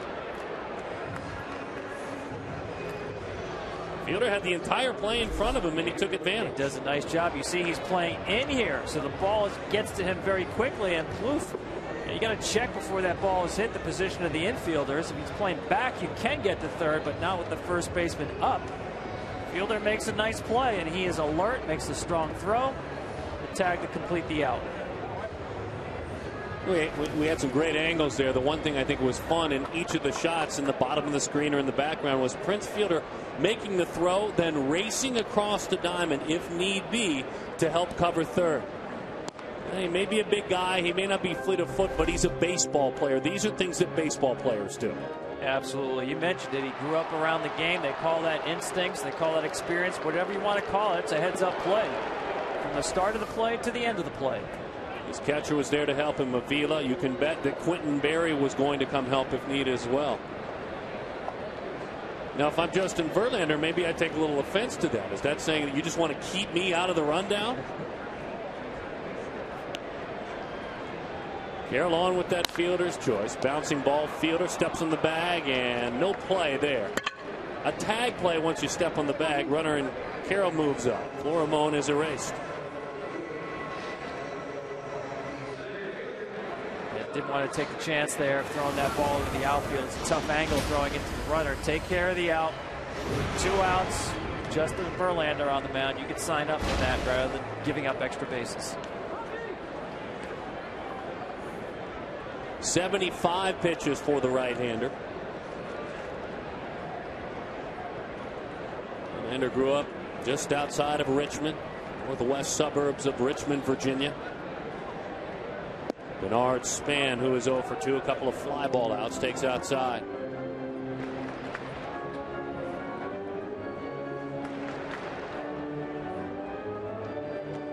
Justin's dad, Richard, his mom, Kathy, used to talk about the little leaguers with Verlander. He always had that arm, but he didn't have that command. And the fun story, as a parent, I can relate to this, of kids crying heading up to the plate to face Verlander. Now big league hitters are doing it for a very different reason. Fielder fabulous defensively. When we come back, Fielder, who knocked one out of here, will lead things off. They used to call him Prince. Now he is certainly one of the kings of the American League.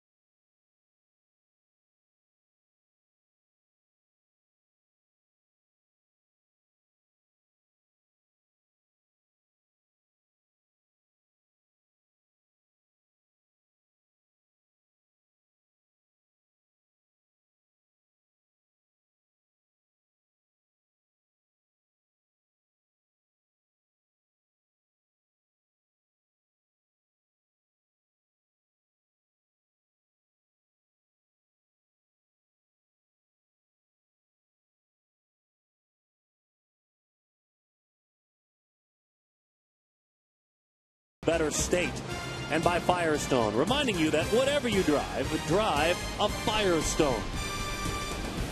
Another beautiful day in Minneapolis, Minnesota. Prince Fielder to lead it off. A great walking city, a great biking city. Even though it's cold in the winter, no excuse to stay in shape here in Minneapolis, especially using the park system in the summertime.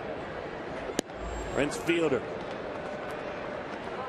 We see Brian Dunsing go to work, the left-hander out of Nebraska, 29-year-old lefty. Has worked 11 times as a starter as well this year, so maybe a stretched out situation here as Fielder waves at a breaking ball away. Yeah, you also get a starter's repertoire of stuff in Brian Dunsing. He's a 4-pitch pitcher. A lot of guys come in, typically fastball, slider. He's got all 4, and he'll use all 4. Swing and a miss. 3 pitches. Good morning, good afternoon, and good night, Mr. Fielder. Yeah, you can see how Densing is tough on lefties. Watch this first pitch of the fastball. The cross action he's got across his body hits the outside corner to start him 0-1 count. Now he's going to go to the breaking ball. Perfect location. And once again, down and away. That's a tough at bat for a lefty right there. Delman Young loves the first pitch, loves lefties, and there he goes. Fouls it back to the screen. He wants to have to pitch Delman as if it's 0-2 all the time, because you know he's swinging. Darren, I think he's the key to this entire lineup. I really do. You look at the guys in front of him, and Cabrera and Fielder. They get on base more than anybody in baseball, 1 and 2. And yet the 5-hole in the Tigers lineup ranks 22nd in RBIs. You talk about lengthening the lineup. This is the key spot for me, because you know those other guys, Cabrera and Fielder, they're going to get on base. Breaking ball had him fooled badly. I think that's one reason the Tigers haven't been that 800, 900 run team we all expected to be this year. Just haven't had enough production for the bottom half of the lineup. Young had his best year in the big leagues here as a Minnesota Twin in 2010. 21 home runs, drove in over 100 that year. Swing and a miss. Boy, Densing with some great stuff out of the gates. And as you take a look at the Lexus in-game box score for the Detroit Tigers, with the star power, certainly we are focusing on Miguel Cabrera and what Prince Fielder has done. Johnny Peralta also doubled in a huge run in the second inning, so we don't want to overlook that one. And he doubled in this man, Andy Dirks.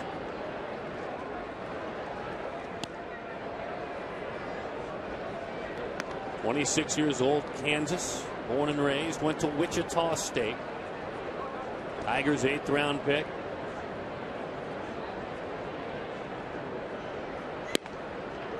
One and one the count. You know, he made a play, a hard slide on Wednesday night, broke up a double play, 8th inning, and because of that, and because of Dirk's hard baseball, it was a win over Kansas City, a big one. Again, the headlines will be Cabrera and Fielder, but this is what wins games. Yeah, it's great hustle, and as you said, it's a hard slide. It's clean. Slides late to make sure he gets right on top of the second baseman right there. I'll tell you, if the Tigers are playing postseason baseball, they remember that play. Little chopper right back to the mound. Big stuff there from the left-hander. Justin Verlander goes back to work right after this.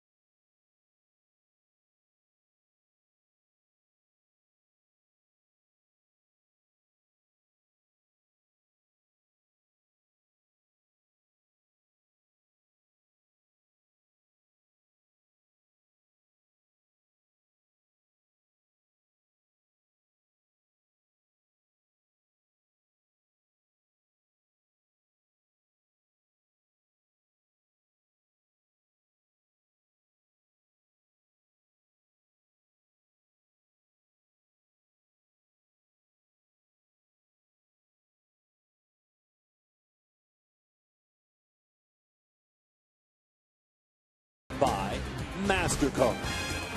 Beautiful, beautiful target field. 2-0, the Tigers on top of the Twins. They moved baseball outdoors here a couple of years back, and they did so with a jewel of a stadium. An ace working in the middle of this jewel in Justin Verlander. And this is the heart of the order. It's Ben Revere at this beautiful ballpark, Joe Mauer and Justin Morneau. And some love in the ballpark as well, as you can see, if you're looking closely. Just want to make sure you're paying attention. Tom Verducci, Darren Sutton, and you. Glad to have you with us. As the first pitch is away, 1-0 the count. A lot of you, I would imagine, a little bit anxious. If you're watching in Traverse City or Benton Harbor or Battle Creek, Hamtramck, Taylor, all Michigan cities following your Tigers. As that one is nubbed foul. I think last night everyone got a little bit anxious. Loss, Tigers. Win, White Sox.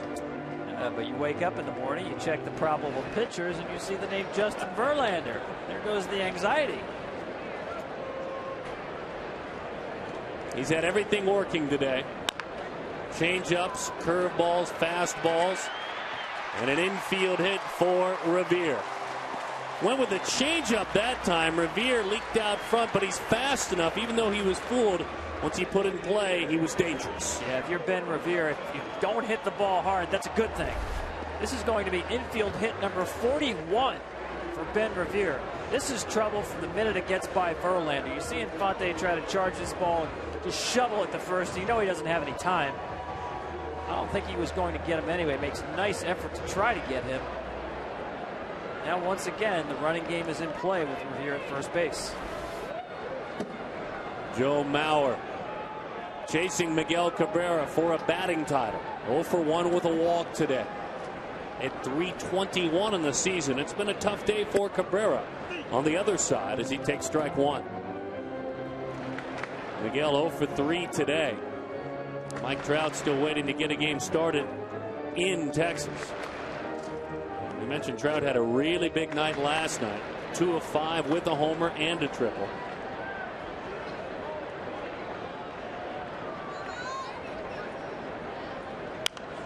Beat him with a fastball.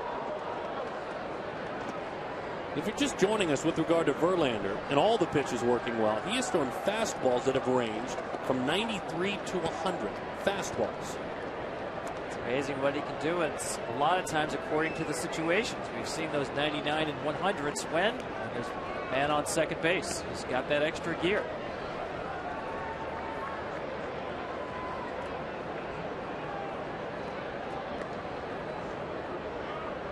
Jeremy Bonderman, you might remember the great slider of Bonderman, a teammate of Verlander's when he broke in. He said, and I quote, from the day he got to the big leagues, he said he wanted to be a Hall of Famer. That's confidence. No one has more of it than Justin. His old teammate Jeremy Bonderman said that about him. Change up. This is away. 1-2 the count. Well, I like when you asked him what he first thought about being an all-time great. I figured he'd say something about, hey, my rookie year or a couple years after I established myself. He said, when I was about 10 years old. 10 years old. That blew me away. You saw the pitch range there, by the way. 23 miles an hour. 10 years old, he said he started thinking about being a Hall of Famer. Change up just off the plate. He wanted it. Look at the buckle there.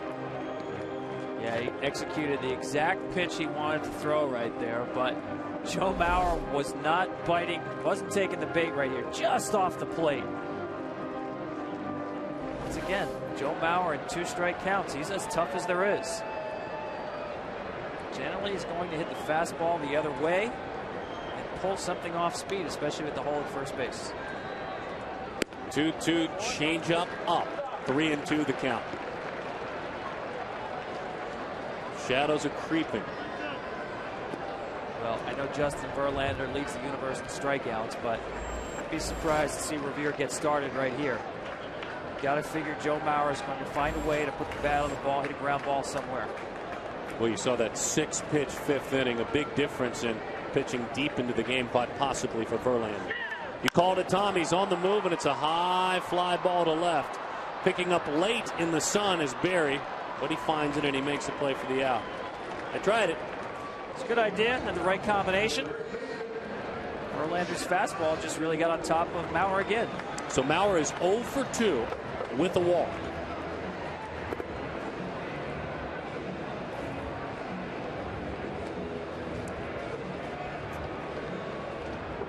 We have not seen as many curveballs in this inning. Well, ask Justin Morneau what to expect here. He's seen first pitch changeup, first pitch curveball.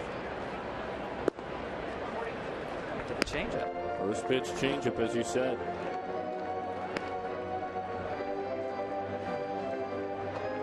The Rays are leading the White Sox 5-0. That game's in the top of the 6th inning. Any scoring plays will take you there immediately and give you a look at it. Detroit came in with a 1-game lead in the American League Central on top of the Chicago White Sox. 11 days ago, the Tigers were 3 games out of first.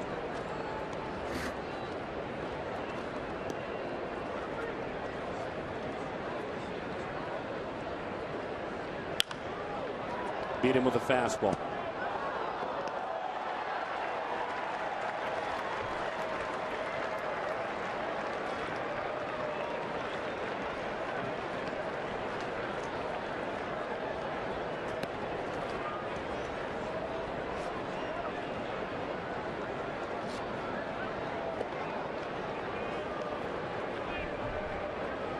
Doing his best to keep Ben Revere close. He swiped the bag in the 4th inning. 39 stolen bases.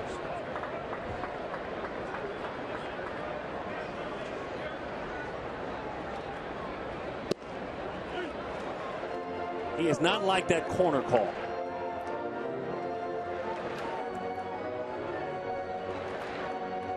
Looks a little bit outside, quite honestly. I can see where he has an argument. He thought that fastball was off the plate. Justin Verlander is tough enough when you give him the entire width of the plate. If you give him a little bit more, you have no chance. So Wally Bell is hearing about it from Morneau. Former American League most valuable player. Good changeup. 1-2 the count.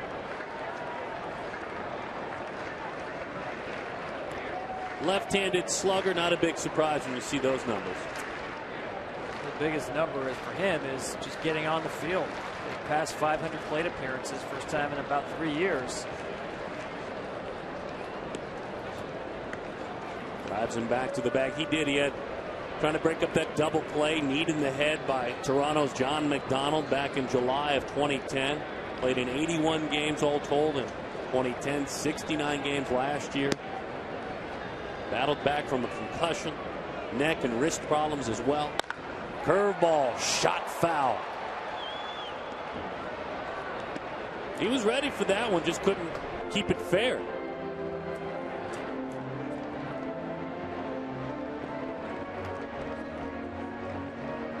If you're a Twins fan, that's your life right there, those names. And they are all of those names remembered around this ballpark, respected around this ballpark. Done a great job here at Target Field. Changeup. 88-mile-an-hour changeup. It's a great job by Morneau, just spoiling it, just get himself to another pitch. I think Verlander, we've seen great stuff, obviously, but against Morneau, I don't think he's left a pitch anywhere near the middle of the plate. Pitch number 93. Right down the middle, that's strike 3. There was a curveball in that matchup that might have helped. Bert Blyleven, one of the greatest of all time, asked Verlander earlier this year to describe his curveball. I'm a no-seam guy. I just like feeling, I'm pretty much right here, right down the middle of the ball. I pretty much just like feeling the entirety of the ball in my hand. Can you show that just how much, is there any grip? So that's pretty much right against the skin there. Yeah, pretty much, yeah. It's pretty tight in there, yeah. And, you know, I tried this grip, which is, you know, typical, so you can feel like you're pulling off this seam, but for some reason that never worked for me, and I just kind of slowly migrated to the middle of the baseball. Curveball certainly effective. Fastballs as well. Verlander cleans it up.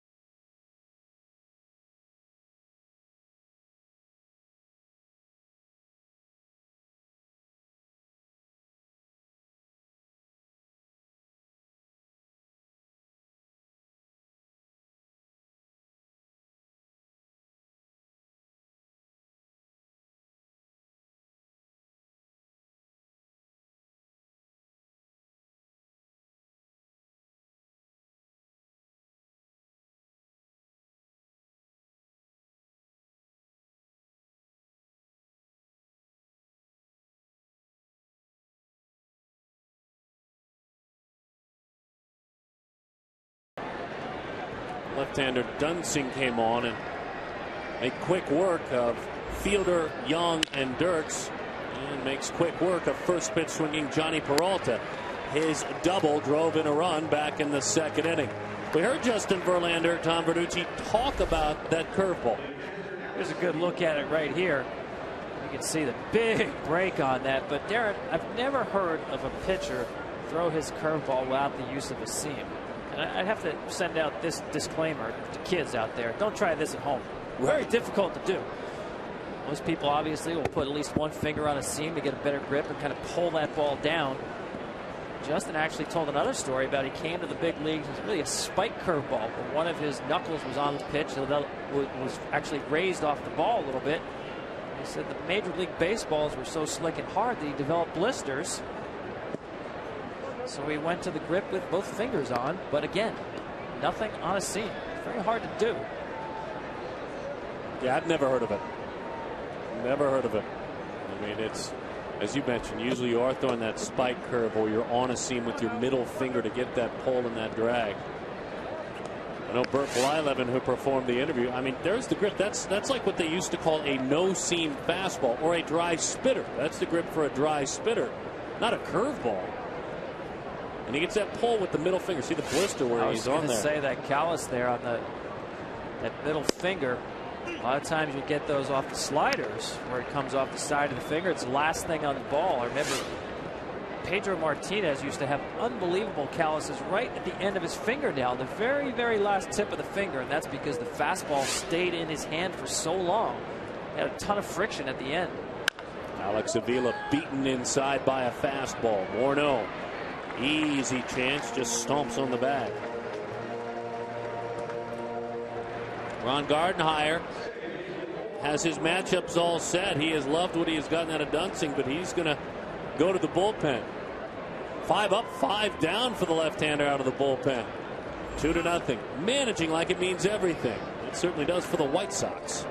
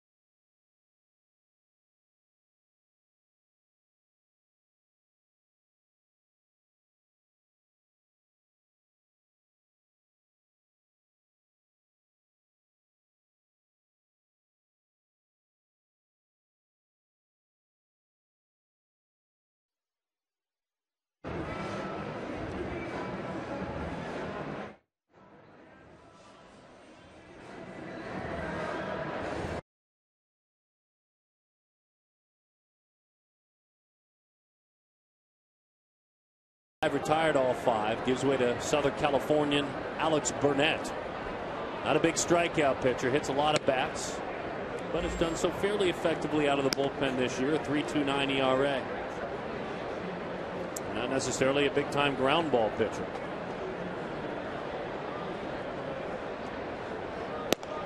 Well, Ron Gardenhire remembers Omar Infante last night with a home run off a left-hander, much more dangerous against left-handers. And as you mentioned, he's managing this game to win, and it's matchup time.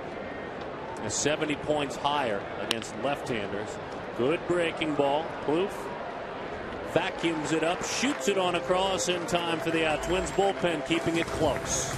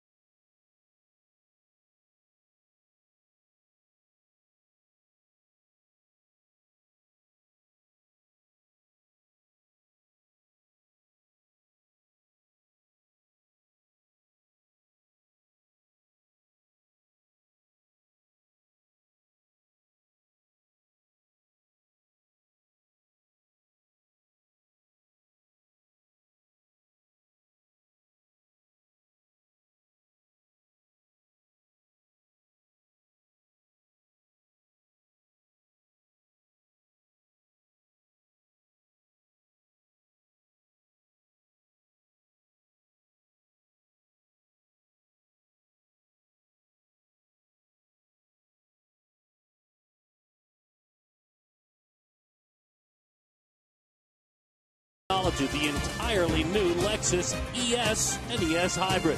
And by Prudential. Prudential, bring your challenges. 2-0 is our score. Justin shutout baseball thus far. He has gone the distance with 1 complete game shutout. Has 6 overall complete games this year. Verlander has had the first batter reach in the 5th inning and in the 6th inning. What will happen here in the 7th inning? As that one is a strike. First batter also reached in the 4th inning as well. Chris Parmelee has struck out a couple of times, once swinging, once looking. There's that no seam curveball. Just tremendous break on that pitch. It's easy for a left-handed hitter to give up on that ball, and it comes back into the zone. Here it comes again. Parmelee at least stays alive.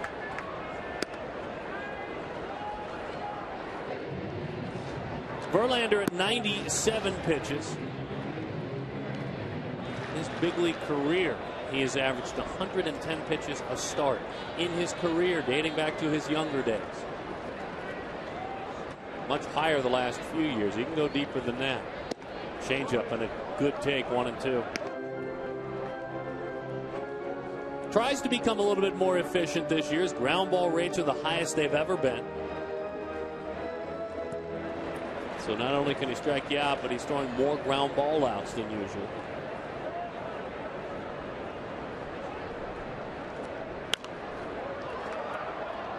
Parmelee making him work. Sorry, Tom. That's why I think he's really unique in the game, because we do talk about pitch counts, and now he's getting close to 100 here. Most pitchers say, all right, time to keep a close eye on them, maybe get into the bullpen. It's inconsequential with this guy, especially this time of year. 5 games left in the season, his last regular season start. There's a lot more left in the tank. Boy, shook around, looked at 4 different pitches, liked the fastball away just off the plate.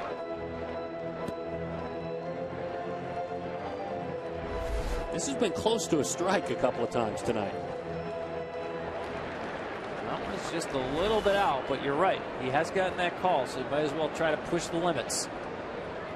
A changeup hit hard, base hit left field for Parmalee. All about staying back. He did that nicely. The makers of One A Day Men's and Cal Ripken Jr. encourage you to stay in the game when it comes to health and wellness. Visit stayinthegame.com to see exclusive video and tips from Cal. We always, certainly for the Twins and for this game that Josh Willingham was able to stay in this game, 35 home runs in what's supposed to be a pitcher's ballpark. How about that stat? The most home runs by a Twin since Killer. Harvey Killer back in 1970. Willingham hit 29 home runs last year in Oakland, another pitcher's ballpark. I guess they say, and it's playing out, you get rewarded for pulling the baseball. Willingham pulls it a lot? He does. He certainly does. He's a run producer, 110 RBIs. He's the perfect complement in between the two lefties, Mauer and Morneau. See that changeup there, just left it up. Back to the slider. Doesn't throw many of those. Actually doesn't practice throwing many of those. It's a very good weapon against right-handed hitters. You're right. He told us in his bullpen sessions maybe throw 2 or 3. That's on his side sessions and in his warm-up before a game. But he's got such a feel for it. He doesn't need to throw it a lot, trying to avoid the wear and tear of the pitch. Ground ball charging is Infante. The flip, the leap, the throw, not in time. Good, hard, old-school baseball slide by Chris Parmalee. Ask Johnny Peralta about a hard slide. He just witnessed one. Plouffe reaches on a fielder's choice. Yeah, as a shortstop, you know this ball is dangerous because it's not hit very hard. The runner's going to get on top of you. He's jumped over him, but just didn't get enough on this ball to first base to get the second out. Really a changeup he threw over to first base. Call, but Plouffe beats it. Darren, it's just so interesting watching Justin Verlander, who is a great pitcher who becomes even greater with runners on base. The execution, even velocity, they all go up a tick. The Twins now 0 for 11 against Verlander when they have a man on base. Leadoff runner has reached in 4 consecutive innings so far. The Twins have nothing to show. You think you have a rally going, you get a leadoff guy on, and he just turns it up a notch. And it doesn't matter what inning. We've seen Verlander do this in 9th inning of games. When people get on base, he goes to that extra gear.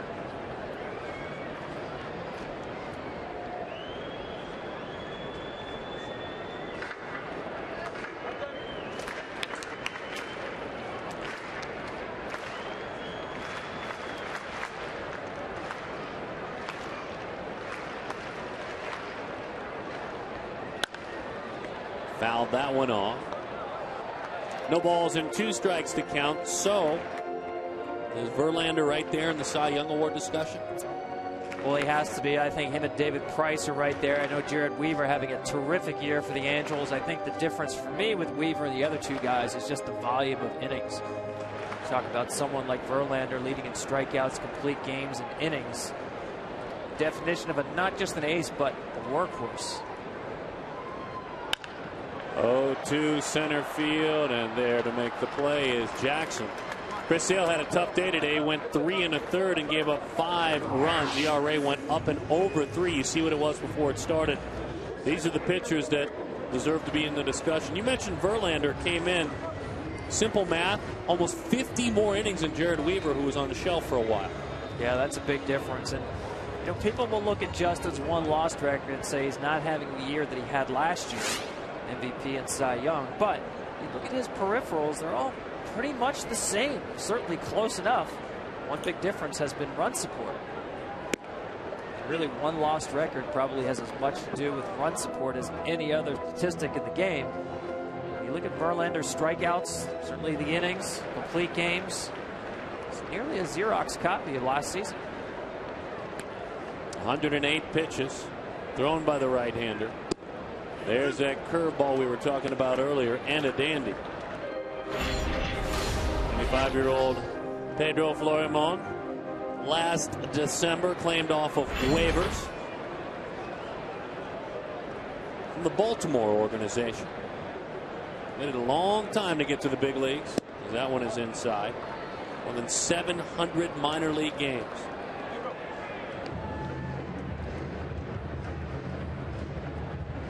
Verlander threw 132 pitches against the Yankees in 8 innings back on August the 6th. That's his high water mark this year. Close. That's that quick move we talked about. Very quick feet.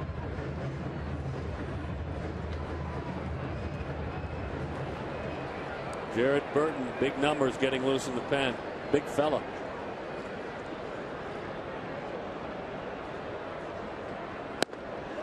Got him 97 miles an hour. The chase for the Triple Crown resumes when we come back to Minneapolis, Minnesota. Miguel Cabrera has been quieted today. Does he wake up in a moment?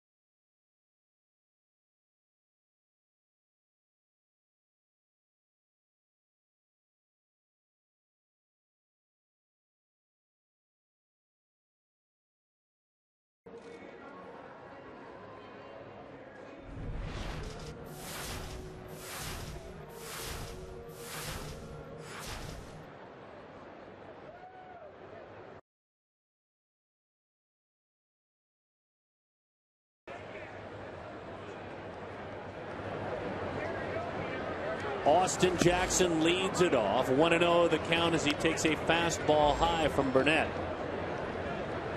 2 runs, 4 hits, and no errors for Detroit. Minnesota, no runs, 4 hits, and 1 error.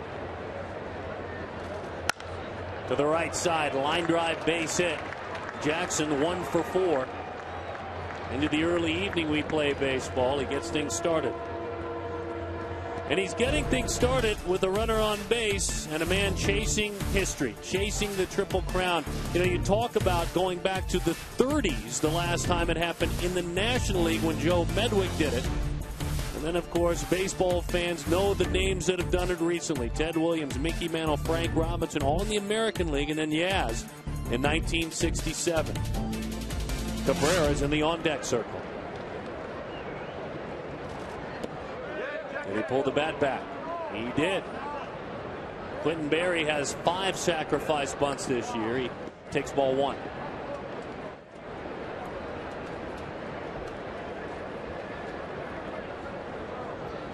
Carl Yastrzemski was quoted this week as saying, "I'm surprised it's gone this long, the Triple Crown." To be honest, he said. Are you? Yeah, I mean, looking at that list, you saw a lot of black and white photos. Tells you how long it's been. And also what struck me looking at that list, too, is obviously heavy in switch hitters and left-handed hitters. I think Cabrera, as a right-handed hitter, the preponderance of pitchers that you see are going to be right-handed. It's tougher to win a batting title. Josh Hamilton has 43 home runs. Fastball sinks on the outside corner. Hamilton's last home run was 5 days ago against Oakland. Cabrera's last home run, as far as that Triple Crown race goes, was last Saturday.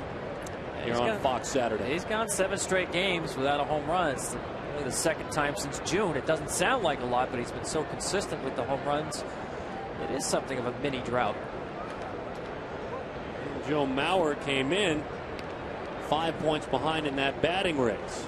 Mauer has not been able to have a big day as well. He did reach on a walk. He is 0 for 2. I think the bunt play is still in order here, and I think this is the difference with having Fielder behind Cabrera. You don't mind opening up first base because you're giving it a bat to Fielder, even if they want to pass Cabrera or pitch around him. Last year, you wouldn't bunt in this situation. You want to make sure Cabrera swings the bat. 1-0 keeping him close on the tag. Berry singled and swiped the bag in the 5th inning. He was stranded, as also lined to left and struck out.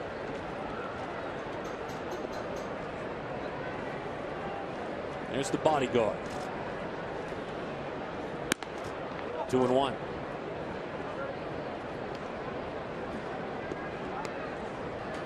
Quentin Berry doing a nice job in this at bat, making sure he doesn't show bunt too early, and also making sure that he brought that bat back twice on pitches out of the strike zone. See a lot of hitters get anxious in bunt situations. I have to get it down. They'll chase balls out of the zone. Bluefin on the grass. The runner takes off anyway. Throw down. It's a stolen base. Austin Jackson, stolen base number 12 on the year. Doesn't steal him like Berry does, but at this point, that's huge. Yeah, Austin Jackson, you mentioned, doesn't really have a good percentage, but got a great jump. I think the Twins are so focused on the bunt, defending that, allowing Jackson to get that great jump.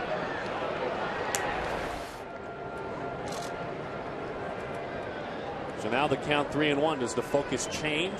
To me, I'm getting him to third base in less than 2 outs right here. I think the bunt is still in order.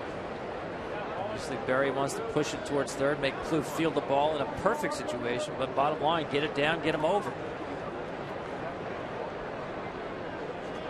Florimon very close to the bag. A huge hole in the left side of the infield. It's high. It's ball 4. So a couple of runners on in front of a man who is 0 for 3 today in Miguel Cabrera. Ron Gardenhire had, if he had extra mounds, he'd have had 4 guys warming up to start this inning. Had double barrel action going out there. Did we notice who was getting hot out there? Well, he's not happy about that walk. That I know. When we come back, who will face Cabrera? We'll tell you.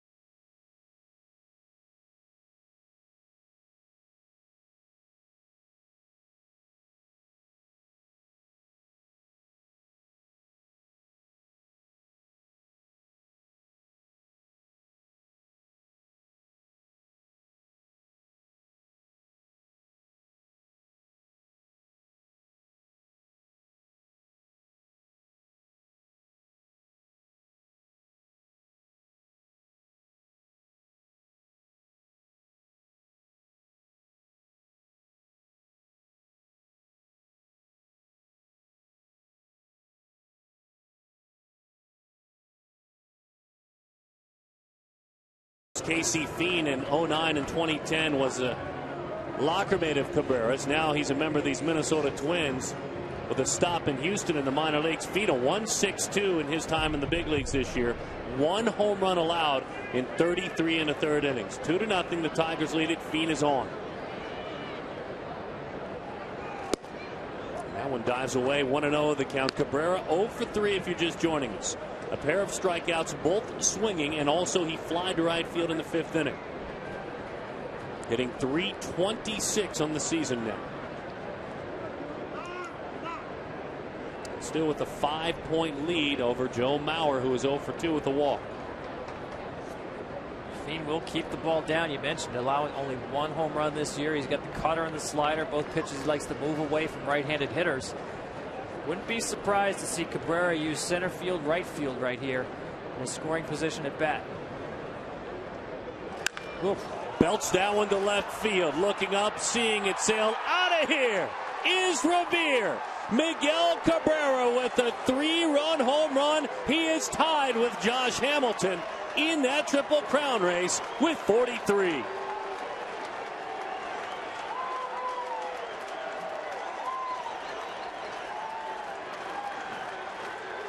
And the Tigers fans have traveled pretty well. You can hear them. Just really turns on this pitch, left in the middle of the plate. The great balance of Miguel Cabrera squaring this one up. This ball got out of here in a hurry.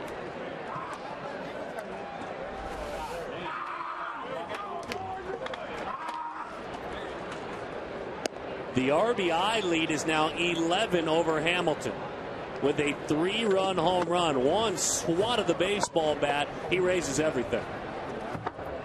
Definition of a game changer, Darren. Brent Fielder hits it hard to left. Almost into the sun comes Revere, but he makes the play.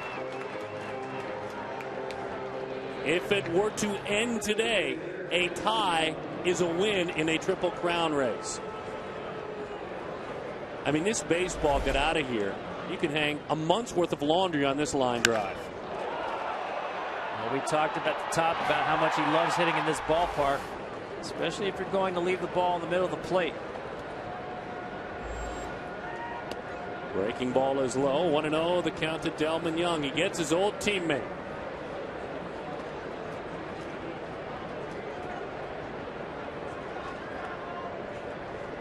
Five to nothing. The Tigers lead it.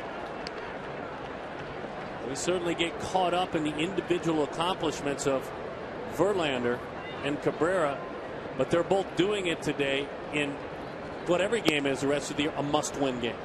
Well, I think that's a great point, Darren, because we talk about a Triple Crown, but we talk about getting it done in the heat of an extreme pennant race where every game, every at-bat is crucial. It's not as if he's going out there just swinging from the heels trying to hit home runs to win the Triple Crown. He's trying to win games and get this team into the postseason.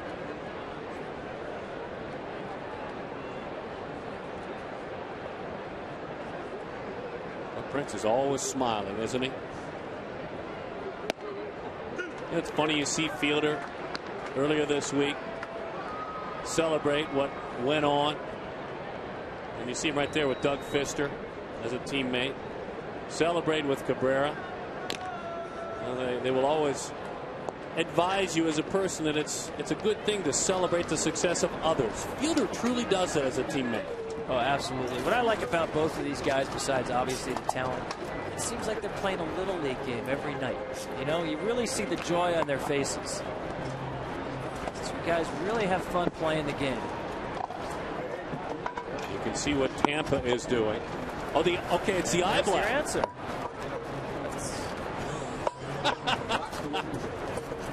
Nobody wants to take credit, but he's giving you credit, Prince. Swing and a miss, and down he goes. Fien with a strikeout of Young. I think after the game they're going for some snow cones. That's what it looks like. It does. Remember, you used to get those soda pops with every flavor that they'd had in the fountain. Just mix it all together after a ball game when you were a little leaguer. And you got those round cheeks and the smile of a little leaguer. I mean, if it weren't for the dreads and the beard that looks like it's 6 months old. He looked like a little kid. That one belted down the line to the bleachers and out of here. Andy Dirks will touch them all for the 8th time this season.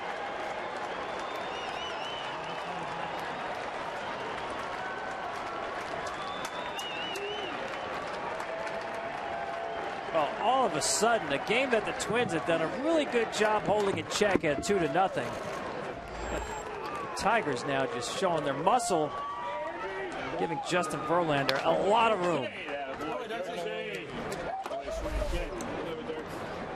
Well, 1 home run allowed coming into this game. 2 and 3 batters. 4 batters. 1-0 the count early on. Johnny Peralta with a big blow. He doubled in a run. They won't talk about it much because now what Cabrera has done and what Verlander has done, but his double early in the game was huge. There's no question about that. For Ron Gardenhire, you know, before the pitching change, I mentioned about that walk. You've got a number 2 hole hitter up there who wants to give you an out. And you know you've got the Thunder coming behind Quentin Berry there. You just can't afford to put another runner on base. Take the out. Throw a strike.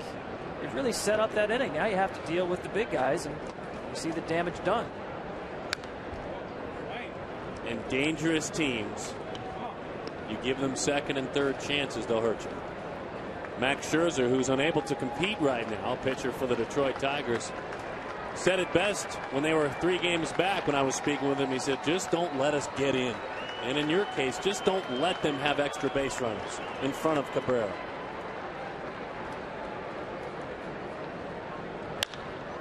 To the right side, high sky. Coming on over toward that line is Parmelee.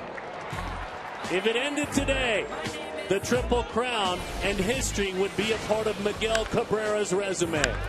Mr. Yastrzemski, are you watching this?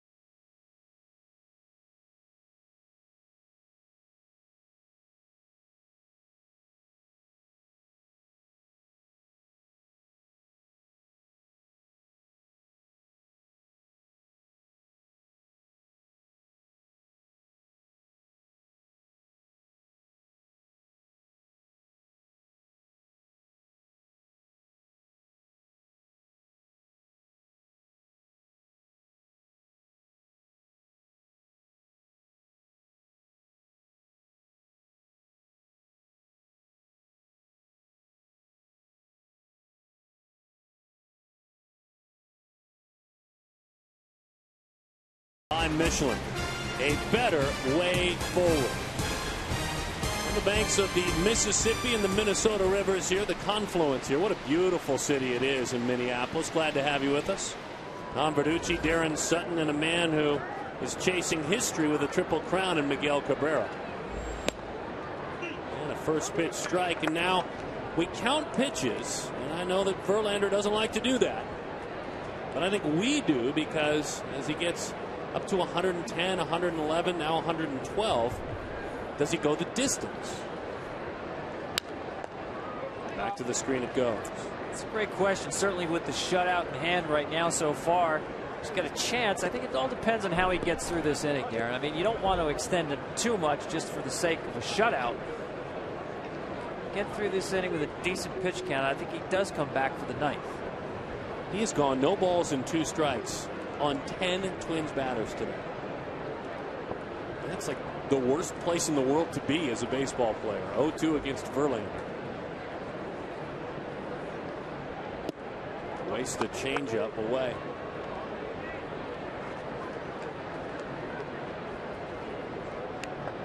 With Verlander, I'm guessing the pitchers will tell you, as Benoit warms in the bullpen, or actually crouches in the bullpen right now. Tells me he is warmed.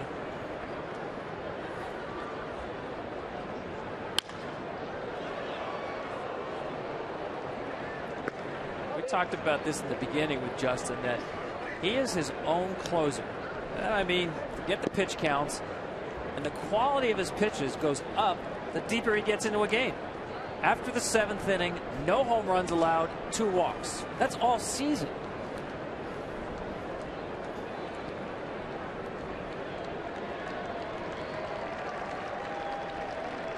Curveball didn't get a commit. Did not get it. The span holds up.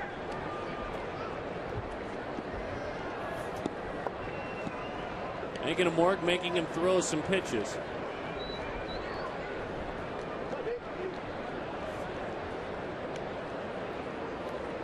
He had his run certainly of dealing with runners in scoring position. That's caused him to throw a few more pitches. And of course, with the 0 up there, you can see he hasn't given anything up. That's a curveball. It's a ground ball. Peralta throws high and throws it away. And the leaky boat that is the Detroit Tigers defense sinks a little bit more with that one. And that'll be the end of the day.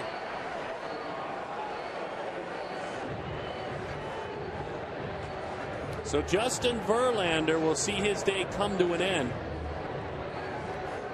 Benoit will come on into this ball game. And he was again in a big game, in a must-win situation, fabulous.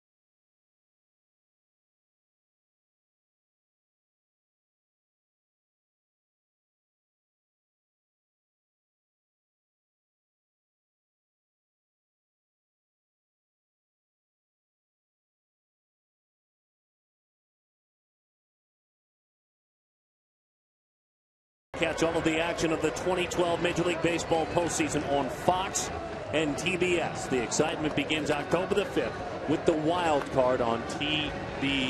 Verlander is done. 7 innings. He has a runner out there that is his responsibility, though it would be unearned. 2 walks, 8 strikeouts. Your thoughts? Well, I'll go back to the way he pitched with men on base. Twins 0 for 13 with runners on base against Verlander. And he had allowed the first batter to reach with hits for 4 innings. Not including this inning, obviously. No one at third. No one. I mean, I can't recall a situation where a team puts runners on base and it doesn't feel like a rally because of the man on the mound. So the right-hander Joaquin Benoit chopped right back to the mound. Comes out front of it. Fires it a little bit high, but fielder is there to tap dance on the bag. And the runner stays put. Don't forget college football Saturday on Fox. The Longhorns head to Stillwater. Always a tough road trip to take. So keep it right here. Well, the other part of the story today on the team that is not heading to the playoffs, though they're used to it here, the Minnesota Twins, is this man, Joe Mauer, at 321. 6 behind in the batting race with regard to that Triple Crown run. Mauer, of course, 3 batting titles in his fabulous career.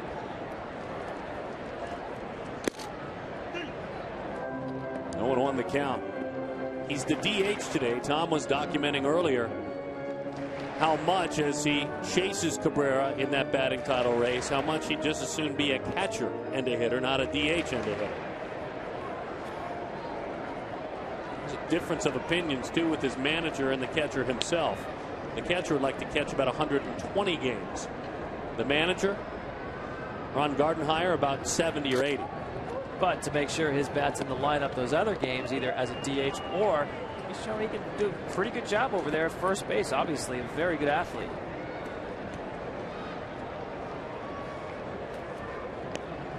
Always fun talking baseball with that man.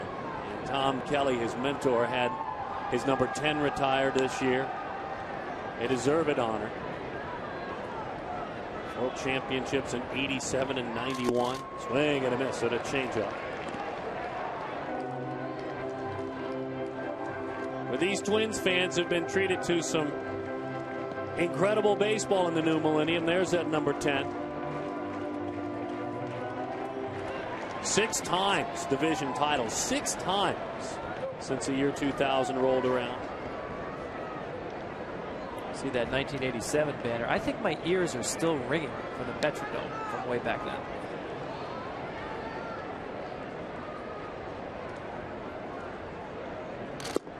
Didn't bite on the changeup. 2-2 the count. It was in the end, the punchline of some jokes, certainly, as a baseball stadium, but what incredible memories Twins fans have in that baseball stadium. 87, 91, just a really fun atmosphere. Might not have been a purist's best ballpark, but energetic crowds, great baseball.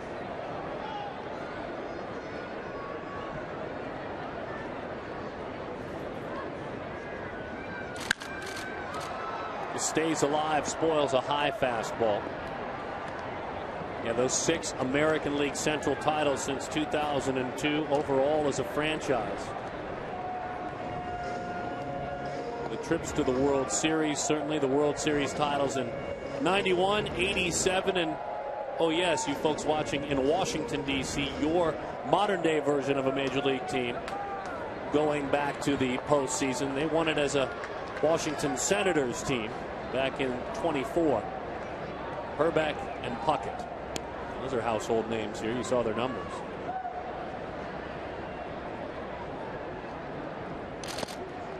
Three and 2 the count.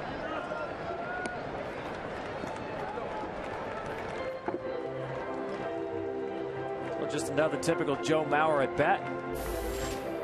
I mean, he can wait out the best of pitchers. Reminds me of, you know, when you go to a diner and they have those menus that go on forever. He just sifts through until he finds a pitch that he likes. It's like going through a menu. Yeah, I don't want that. Don't want that. That looks okay. Maybe there's something better. And then because he's in such great shape, he just decides on the salad. He's earned a few stakes with what he's done here. You're hungry, aren't you? All that talk about menus. You're hungry, aren't you? Yeah, That's you why got me going I love here. that comparison. That's a perfect comparison. But then I thought, he's hungry. Aaron and Tom, glad to have you with us. We'll be eating soon. We hope you're enjoying a meal and enjoying your day wherever you may be. It's all Detroit Tigers, 6-0.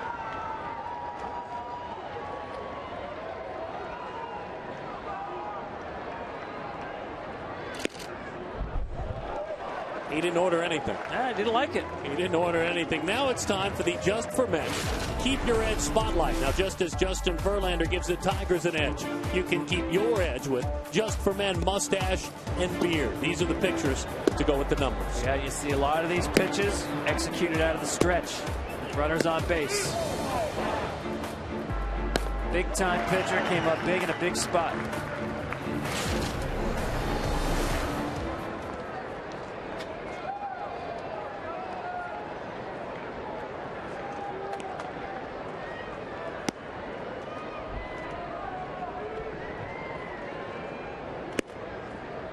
Miguel Cabrera taking steps earlier toward that Triple Crown with a 3-run homer if you're just joining us. We saw Jim Leland in that dugout. Leland was trying to remember Carl Yastrzemski's Triple Crown back in 1967. And he remembered it as only I think Jim Leland could. He tied it to where he was in life. Leland said very clearly, I was going to work every day at Patterson Field in Montgomery, Alabama as a backup catcher. 23-year-old backup catcher. And no, I don't remember much about it. All right. I just turned to you to ask the next question. He's hearing a lot about it now. Carl Yastrzemski comes up every day around the Tigers these days.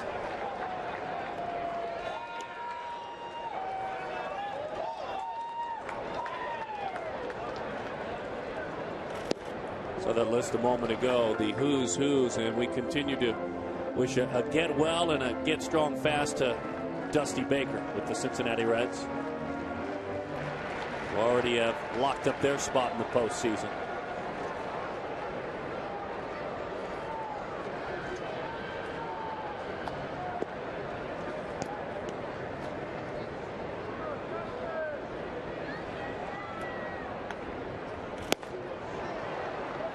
.95 miles an hour, 2-2 the count.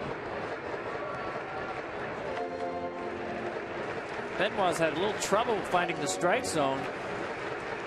Decided to come back with a challenge fastball to Justin Morneau. You said 95, got to buy him. Morneau trying to avoid a 4-strikeout day.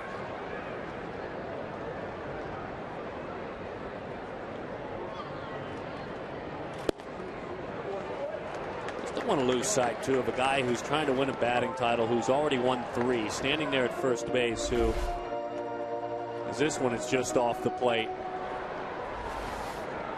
Mauer not swinging out of his shoes trying to win that. He's taken 2 walks. Those don't raise your batting average. He will not change his game to chase a batting title. There's no question about that.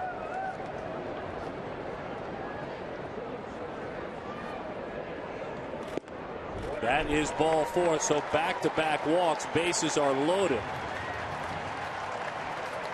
Just getting back to Mauer for 1 minute. One of the most impressive things I saw today was 4 hours, 3.5 hours before this game, Joe Mauer was on the field practicing his throws to second base. This is game number 158. He's not in the lineup today. It's a day game after a night game, not in the lineup as a catcher. And he's working on his throws to second base. Not by accident is he a great player. Still 29 years old, local product. Cretin-Durham Hall High School in St. Paul. As we mentioned, the 3-time batting champ.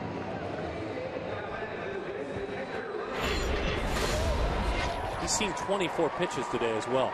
Just another day at the office. 24 pitches.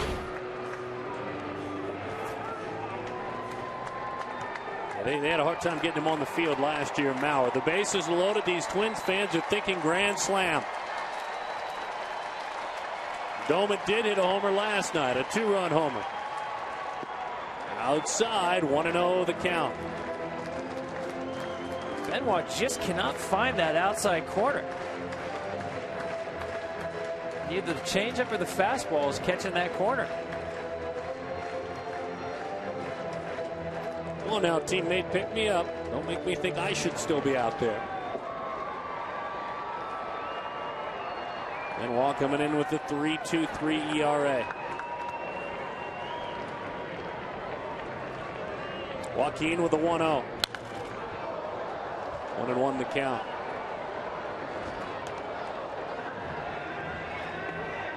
The man from Moses Lake, Washington, had a big night last night. And he's got all sorts of RBIs waiting for him.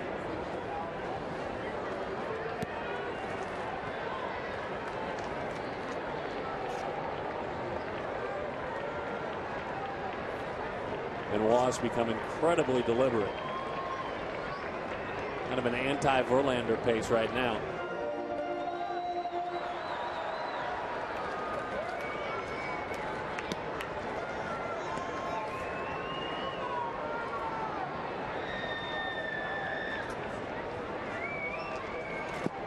Nice job just keeping it with him. Avila behind home plate. At some point in this bet, probably right here, you figure Domit's going to see a fastball in the zone.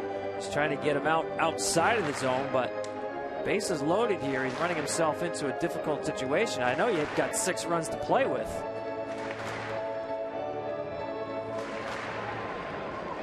He's got to attack Domit more than he has in the first 3 pitches. Allowed a home run against Billy Butler in Kansas City in his last outing a couple of days ago.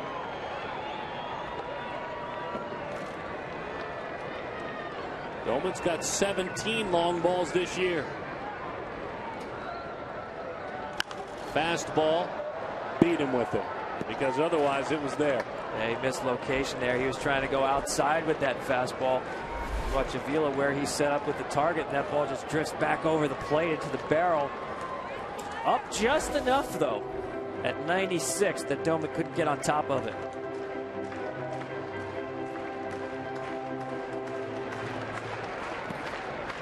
Infielders pinch toward the bag just a bit.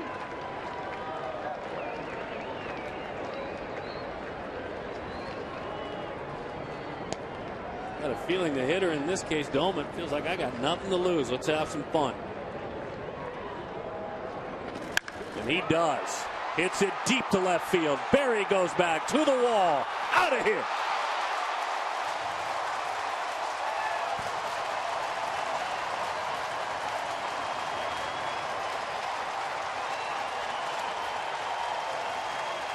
You can hear the cheers in Minneapolis. You could hear the cheers on the south side of Chicago as that one sailed out. 6-4. It's a different ball game now. Well, got himself in trouble with the walks and falling behind the hitter.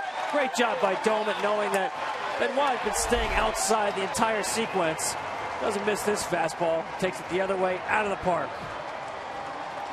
75 RBIs for the man out of Moses Lake, Washington. A whole new ball game in Minnesota.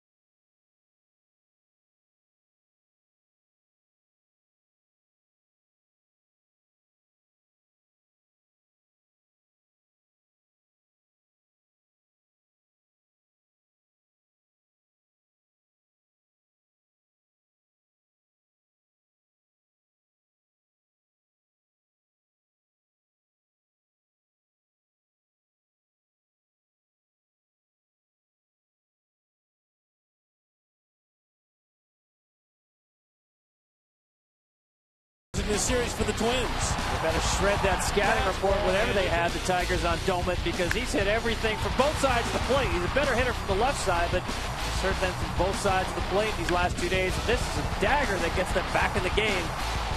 Grand slam. So all smiles when he got back into the dugout. Albuquerque is on. And frustration, certainly.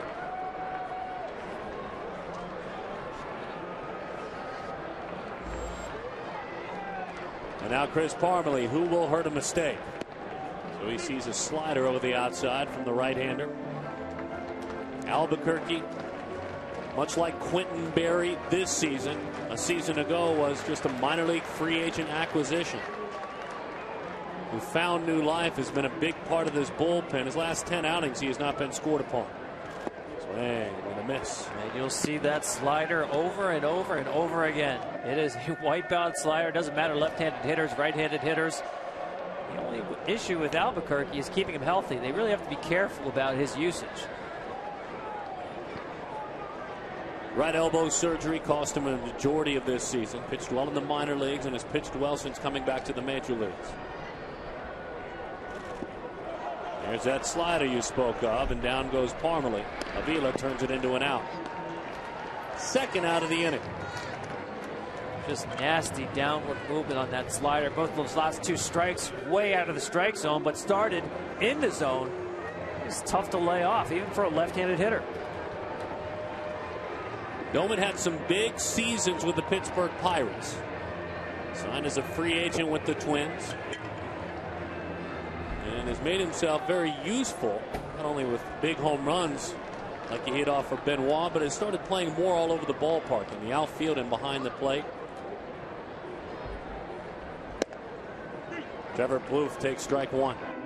Well, there's no doubt you need to find ways to keep that bat in the lineup. They did try him, as you mentioned, in the outfield. He actually had one game where he made 3 errors in 1 inning out there. So I was stretching it a bit when I said he makes himself useful. You know what? He stood up to it, and he's worked hard at it, and I think he is an option. Obviously not on an everyday basis. Right. But again, to move Joe Mauer around, get him in the lineup, keep Domet's bat in the lineup, Justin Mauer. Flexibility, you're going to need some times to move him around. 1-2 the count with the slider in the dirt. Well, he's got power. The man sitting next to him, Mauer, certainly will be on 40% of the time. Morneau, they hope to have another full homer-filled season. He's on the far end of that shot.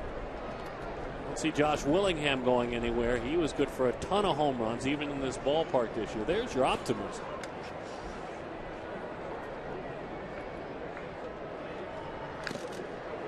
That slider never came close to the zone, but he hacked at it. Keep waiting for him to throw a fastball up there. He's got a good one. He can throw 93, 94. But why bother, I guess, when you have that slider? Makes it tough on Alex Avila. A lot of balls in the dirt. And in this case, foul ball. It's the umpire. Holly Bell shaking it off.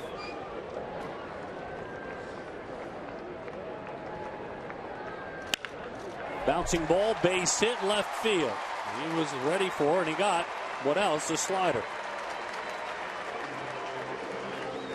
Since September the 12th, this Tigers bullpen has been human for Jim Leland, and that will make that man uncomfortable. They've had an ERA over 5 in their last 14 games, and been hit hard here this inning. And a little bit concerned the last couple of times out with Benoit. With the big home run the other day to Billy Butler. And now here with Domet, and really losing the strike zone is a concern. Free agent closer Jose Valverde is throwing. He's been under the weather, achy, sore. It's been hard to describe what he's been battling. And Jim Leland told us before the game with regard to Valverde that he was available last night, but Leland had it barely. Balk is called. Looked like it was called by Wally Bell, the home plate umpire. We'll see if we can catch what occurred. Plouffe moves up to second in the scoring position. On a 1-0 count, a ball from Albuquerque. That's an easy call right there. You see the flinch with the glove. Once you start your motion, you come set, deliver the pitch, and he just stopped and started again.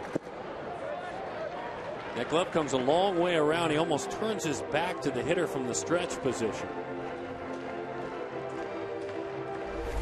Yeah, watch his front side, especially the glove. It starts and then it stops. Wally Bell gets him right there.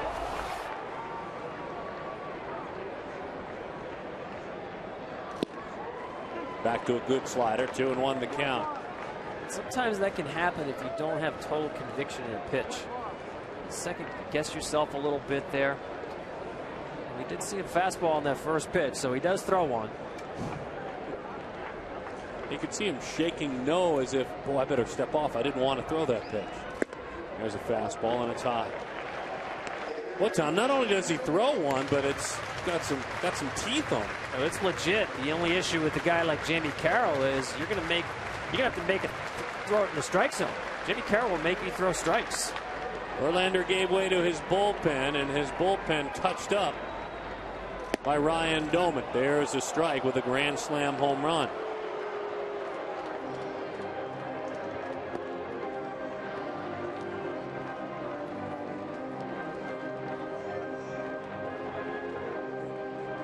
Joaquin Benoit, second big home run in as many outings, and that will erode the confidence of a manager heading into what they hope is the postseason.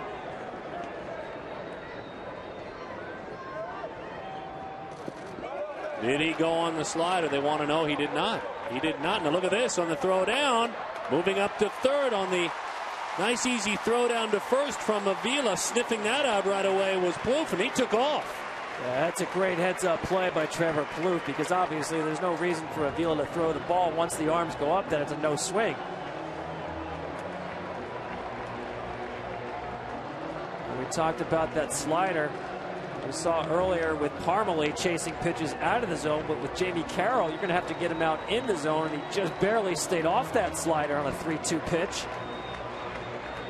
Avila thinking he might get a call on the appeal on the swing, throws down to first, and Plouffe is ready for it and takes off to third. So keeping the pressure on. By the way, for those of you tuning in for Fox College Saturday with Aaron Andrews, Eddie George, and Joey Harrington, we'll take you there immediately at the conclusion of this game. He stayed in the dugout. Justin Verlander disappeared.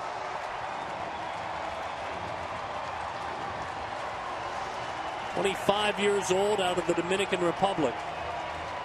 Pedro Florimon gets ready to go to work.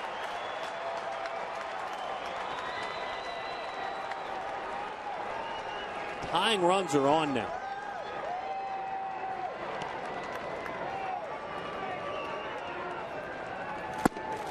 Oh, 0-1 over the top of a slider.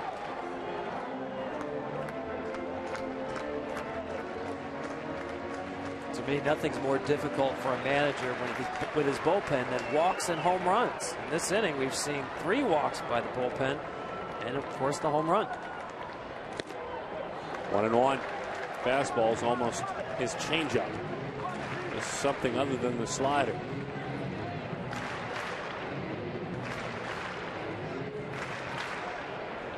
Now Koch starts to warm. Valverde is stopped. Right down the middle with the slider.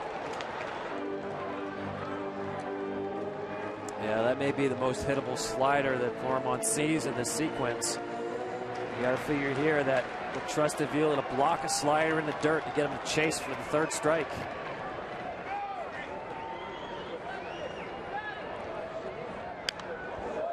Right back to the screen it goes. Within the last week, this young slashing hitter hit his first big league home run against the New York Yankees' Corey Wade. He's got just the one.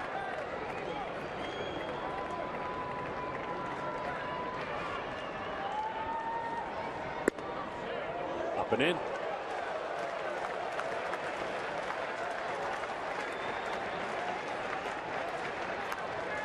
So deuce is wild. A couple of balls, couple of strikes, and 2 outs.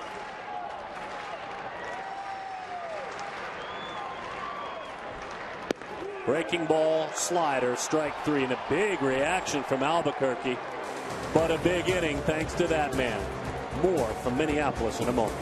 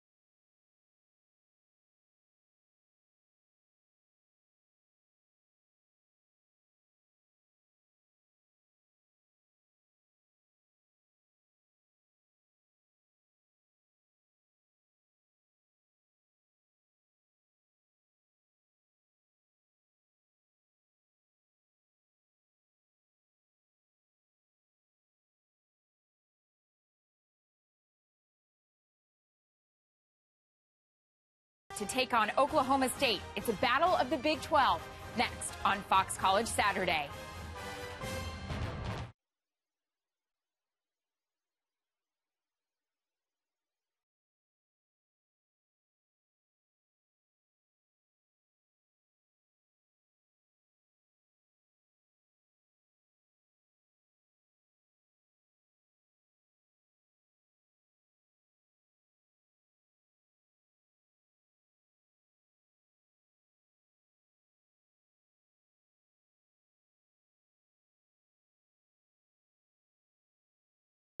By Jim Leland and by Tigers fans in September, you could tell a frustrated, successful reaction. Luis Perdomo with a 3.77 ERA goes to work.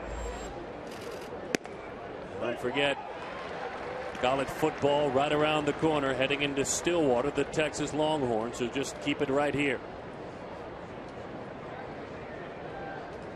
Kind of a college football first half score in Chicago. Avila takes high. The Rays have extended their lead with 3 more in the 8th inning. Tampa 10. The White Sox nothing. So if it ends with a Tigers victory, if they hold on as we play in the 9th, and the Sox, I don't think they'll be rallying from that deficit. It'll be he's crossed up badly, and that's scary. It'll be a 2-game lead for the Tigers. Yeah, watch your thumbs on that. Nice. Watch Doman's glove here, just like caught him in the leg. It did. It actually hit him. He didn't get his catcher's mitt there on it. That's no fun getting crossed up like that.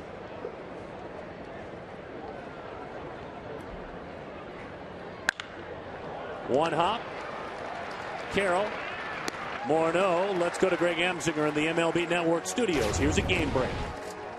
Darren, watch this. Josh Donaldson representing the tying run for the Oakland A's with 1 out in the 9th. Up closer, Tom Wilhelmsen. It's 4-4. The A's won't stop. We're in extra innings at the Coliseum. Back to you guys. Well, there you go. Up to the minute numbers. And, of course, the A's know what Tampa's doing. They started 3 games back in that wild card. 2 with Seattle, including today. Then at home for the A's, 3 they host Texas. How about the Oakland Athletics? You just can't put them away. You know, they're winning these games in September with 5 rookies in the rotation. Can't recall anything quite like it. They're doing quite well. Bob Melvin's done a great job there as the manager. High slider, 1-2 the count.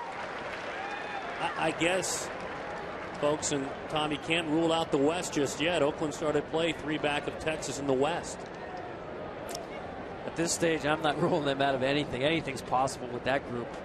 And they believe in themselves. Sorry to jump in. Texas and the Angels have not started yet. Rain delay. Hit hard. Base hit. Infante. Think about two with a big turn. What is it? I mean, is it obviously Melvin's done a great job there. You know, something about the ballpark, the not state-of-the-art setup, kind of gets all these A's teams, if there's enough talent, to have an us against the world mentality. Well, they're like their cousins across the bay, the Giants, in that they're a great home team. They pitch exceptionally well at home, and I think the difference is the second half of the season, their offense is a legitimate, big-time American League offense. They've really gone to the home run ball. As like Brandon Moss and Chris Carter seem to come out of nowhere to provide the power they didn't have early in the season. Jackson takes a pitch outside. Austin singled and scored back in the 8th inning. Stole a base as well. Scored on Miguel Cabrera's 3-run home run. And if you're just joining us, that was Cabrera's first hit of the contest. He's 1 for 4, but those 3 home runs give him an 11 RBI lead. And they tie him with Josh Hamilton in the home run race at 43.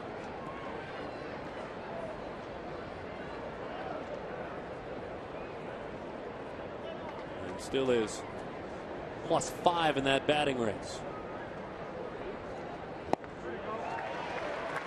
That's a lively pitch as it dives out of the zone. Yeah, not only is he hard to catch, hard to hit.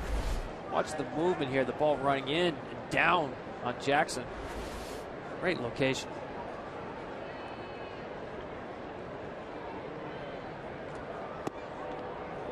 That's a changeup. Same movement, just slower.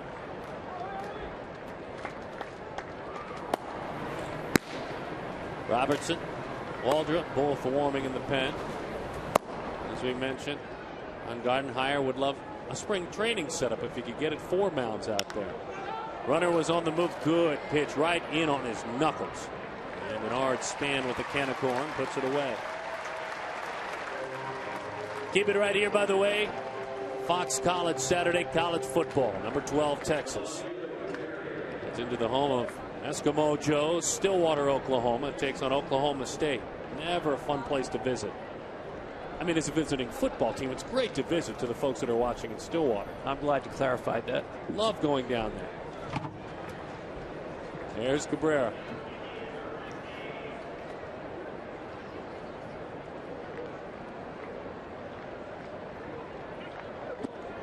Runner moving. Throw down. Not even close. So a stolen base for Infante, his 5th on the season. A great jump here. Again, Tigers not a real much of a base running team, but opportunity presents itself to add a tack on run here. Go ahead and take the base.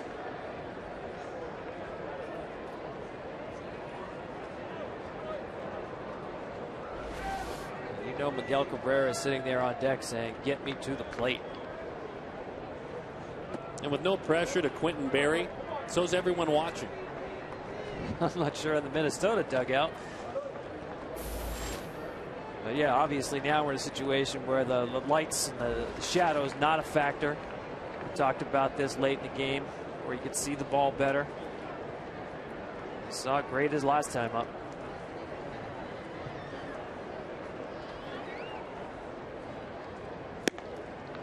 Floats a changeup in there on 2-0.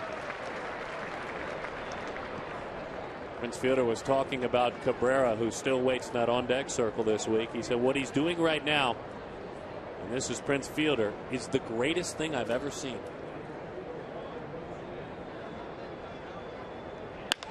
Slapped foul, 2-2 the count. That's high praise, obviously. And for me, what stands out is, you know, a guy who won the batting title last year. Obviously, Miguel Cabrera is not going to get a lot of hits with his speed, not a lot of base hits on the infield. This ballpark, not really a home run park. So, speed not really in the plus category. Ballpark, not a hitter's ballpark. And yet here he is in position to win the Triple Crown. Swing and a miss. Berry over the top of it. We will wait to see Cabrera another time. 3 outs, and the Tigers are winners.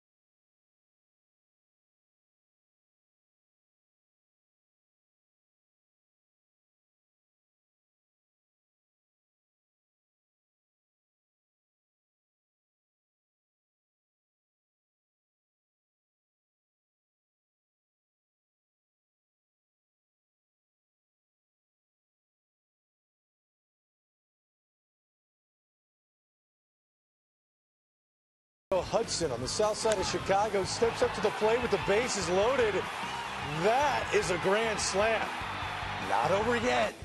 Rays up 10-4. Back in Minnesota, Darren Sutton, Tom Verducci. Thank you, Greg. Trying to show some fight, but it's a big mountain to climb. In the ball game, that is. Not a drastic difference for Jim Leland and Robin Ventura and their respective teams in the standings.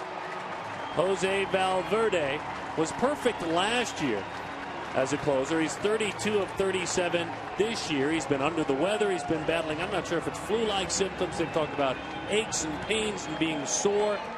Either way, it's always an adventure when he comes on. And here we go, top of the order for the Twins.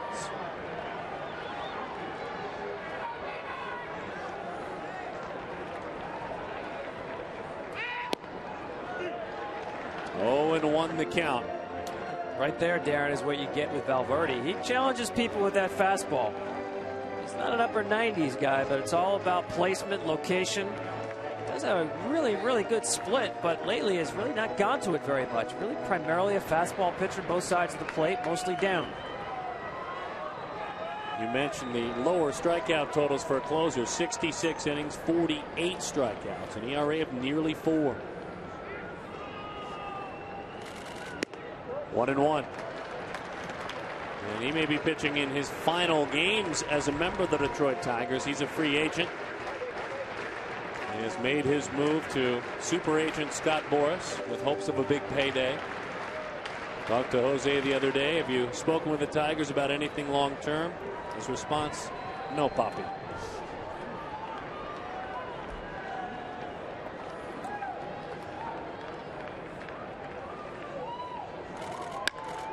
Down the line it goes, and the count 1-2 now. Began his career with the Diamondbacks. Many say was the MVP of a division-winning team in 07 in Arizona, in which he saved 47. It was 49 of 49 a season ago, Valverde. Some wild stuff in the Bay Area. We'll check in with Greg in a minute. Always starts with that split grip and then adjusts in the glove. To do the opposite would tip a pitch.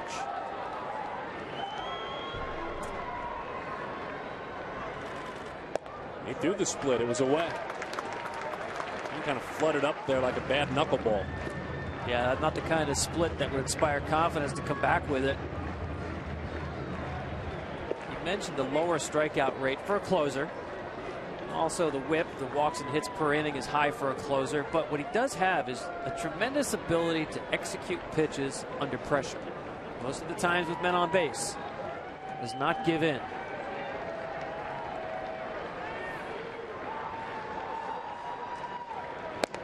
High with the fastball, 3-2 the count.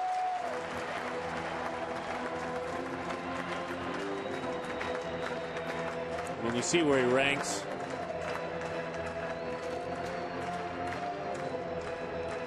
Doesn't mean it's not somewhat excitable. Doesn't mean that pitching coach, teammates look down and realize they have no fingernails left when his innings end.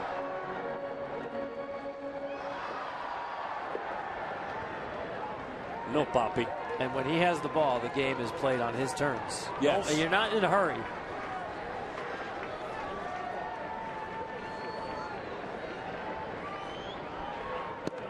There is ball 4. Greg Amsinger with some drama in the Bay Area. It's game break time. Darren, this is so much fun. Brandon Moss at the plate. His third hit of the game. A 3-run shot ends the game in the 10th inning. The 14th walk-off win, most in the majors. A's do it again. 7-4 the final. Incredible. Back to you guys. Great stuff, Greg. We appreciate it. Unbelievable. It's magic. I mean, there's something going on out there. 14 walk-off wins. So Span walks. Now Revere.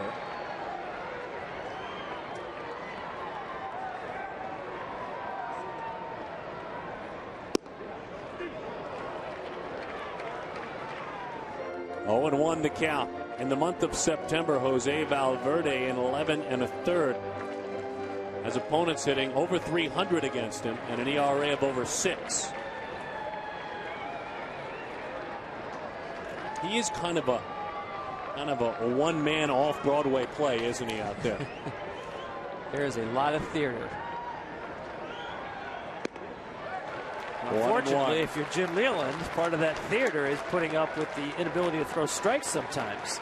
I mentioned his ability to make a pitch when he really needs to. Unfortunately, he puts himself in those situations too often if you're a manager. Typically, not neat and clean in the ninth inning. Typically, he gets it done, but not easily.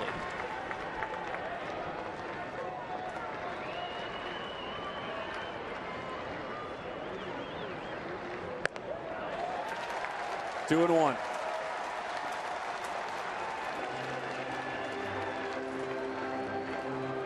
Hang in there, Tigers fans. Well, they've seen it before.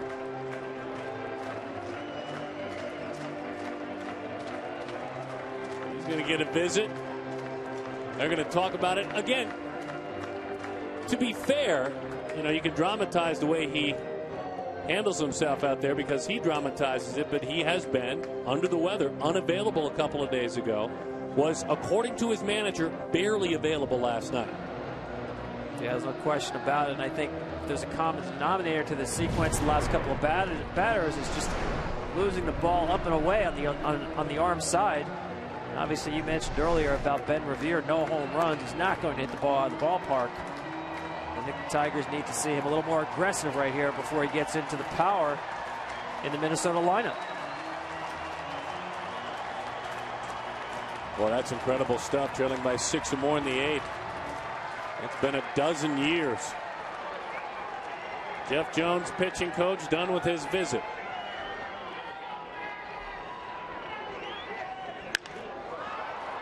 Right down Broadway, 2-2 the count. With 2 strikes, Cabrera will move back at third, and that's just important to mention because a slap hitter like Revere had Cabrera up very close. And the Tigers are going to start moving that bullpen around. They've got Coke warming out there. It's fun stuff, guys. Top stepping it. Leaning over that rail. Runner goes. Line drive left field. It's played on the line. It could be 2. Barry fires it. Fielder just gets off the bag and makes the play. Time now for the Burger King smooth play of the game in a Triple Crown race. When you can hit a single homer that raises your batting average and drives in 3, that's a good thing. In the middle of a pennant race, it's even better. Miguel Cabrera. When it comes at a key time like that, it's nice having the Triple Crown numbers, all the more meaningful.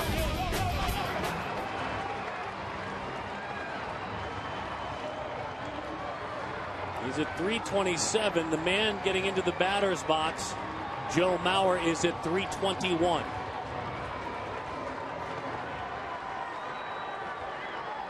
Mauer has walked twice, and we pointed that out earlier. Rally caps are sported. We pointed it out earlier because it's an unselfish approach for a man who's trying to win a batting title.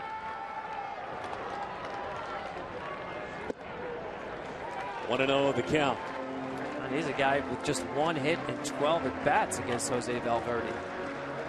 There you see the numbers right there. 3 strikeouts.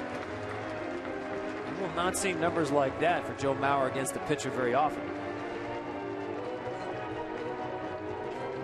But again, Valverde losing the ball on the arm side. Joe Mauer is not going to be biting at anything off the plate. It's going to have to be in the zone to get him out.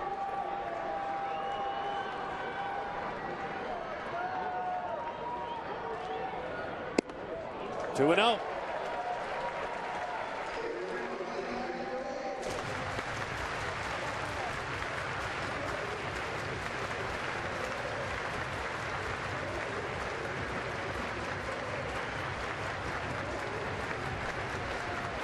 And again, a reminder, they're still waiting to get started in Texas for a game that means an awful lot for outside of the batting race and the MVP battle between Cabrera and Trout. Angels need to win out. The other 2 in this ball game. 2-1. Yeah, you mentioned Phil Koch up in the bullpen. I think that's a very interesting call for Jim Leyland. It's not often you see someone throwing in the bullpen with your closer on the mound and with a 2-run lead. I think that speaks to, as you said, the physical condition of Valverde the last couple of days, not 100%. Is Koch there for Morneau? If he does not get Mauer, it's a tough call for Jim Leyland.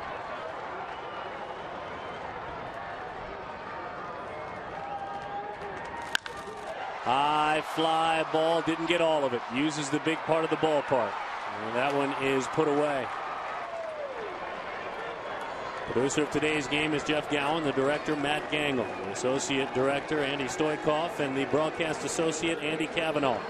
Our technical director Rick Tugman, and our tech manager is Michael Mantovani. Pre-game show is produced by Ethan Kleinberg and directed by Mark Deaver. Pre-game coordinating producers Mike Santini and Don Bowie. The statisticians are Mike Zaguro, Z, and another Z, Kurt Zapper. Thank all of you guys, gentlemen, ladies as well, for everything today. This has been a pleasure to be a part of a game with this kind of an impact on the season. The way Valverde works, I probably could have taken more time in reading that card. They will play behind the runner.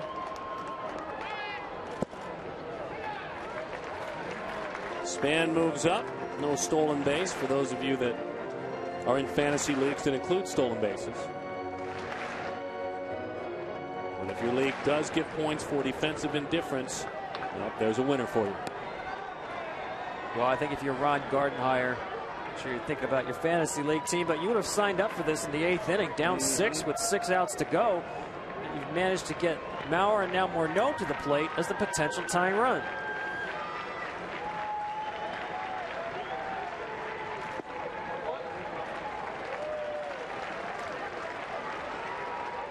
We'd like to welcome those of you joining us in a huge game and a pennant race for the Detroit Tigers. They jumped out behind Justin Verlander and Miguel Cabrera 6-0. The Twins have battled back. Ryan Doman hitting a grand slam home run.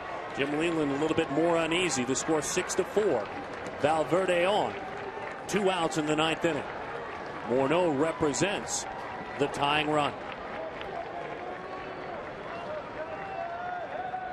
I think this count has to make him uneasy. 2-0.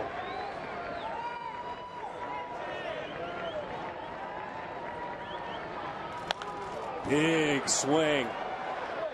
Into the seats it'll go. A couple of Tigers gave it a run. A lot of people, as that pitch came home, were holding their breath along Woodward back in Michigan. That was your home run pitch. And that was it right there. You knew he'd get a good rib at it, come unhinged after it, especially because Ryan Doman on deck is swinging such a hot bat. You don't want to get to Doman. Got to attack Morneau here.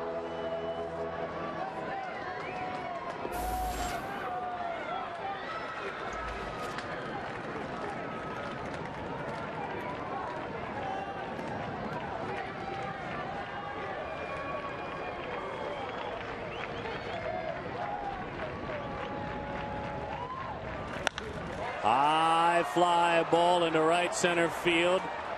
In the state of Michigan, they exhale. It is big news for the Tigers today. The lead right now is a 1.5 on top of the Chicago White Sox. It could be 2 by the time they go to bed. Tom Verducci, thank you very much. My name is Darren Sutton. This has been a true pleasure to be a part of this game. Now let's send it to Aaron Andrews in our Los Angeles College Football Studios. Darren and Tom, stay tuned after this for Fox College Saturday. Tonight, number 12 Texas heads to Stillwater to take on Oklahoma State. It's a battle of the Big 12. Next on Fox College Saturday.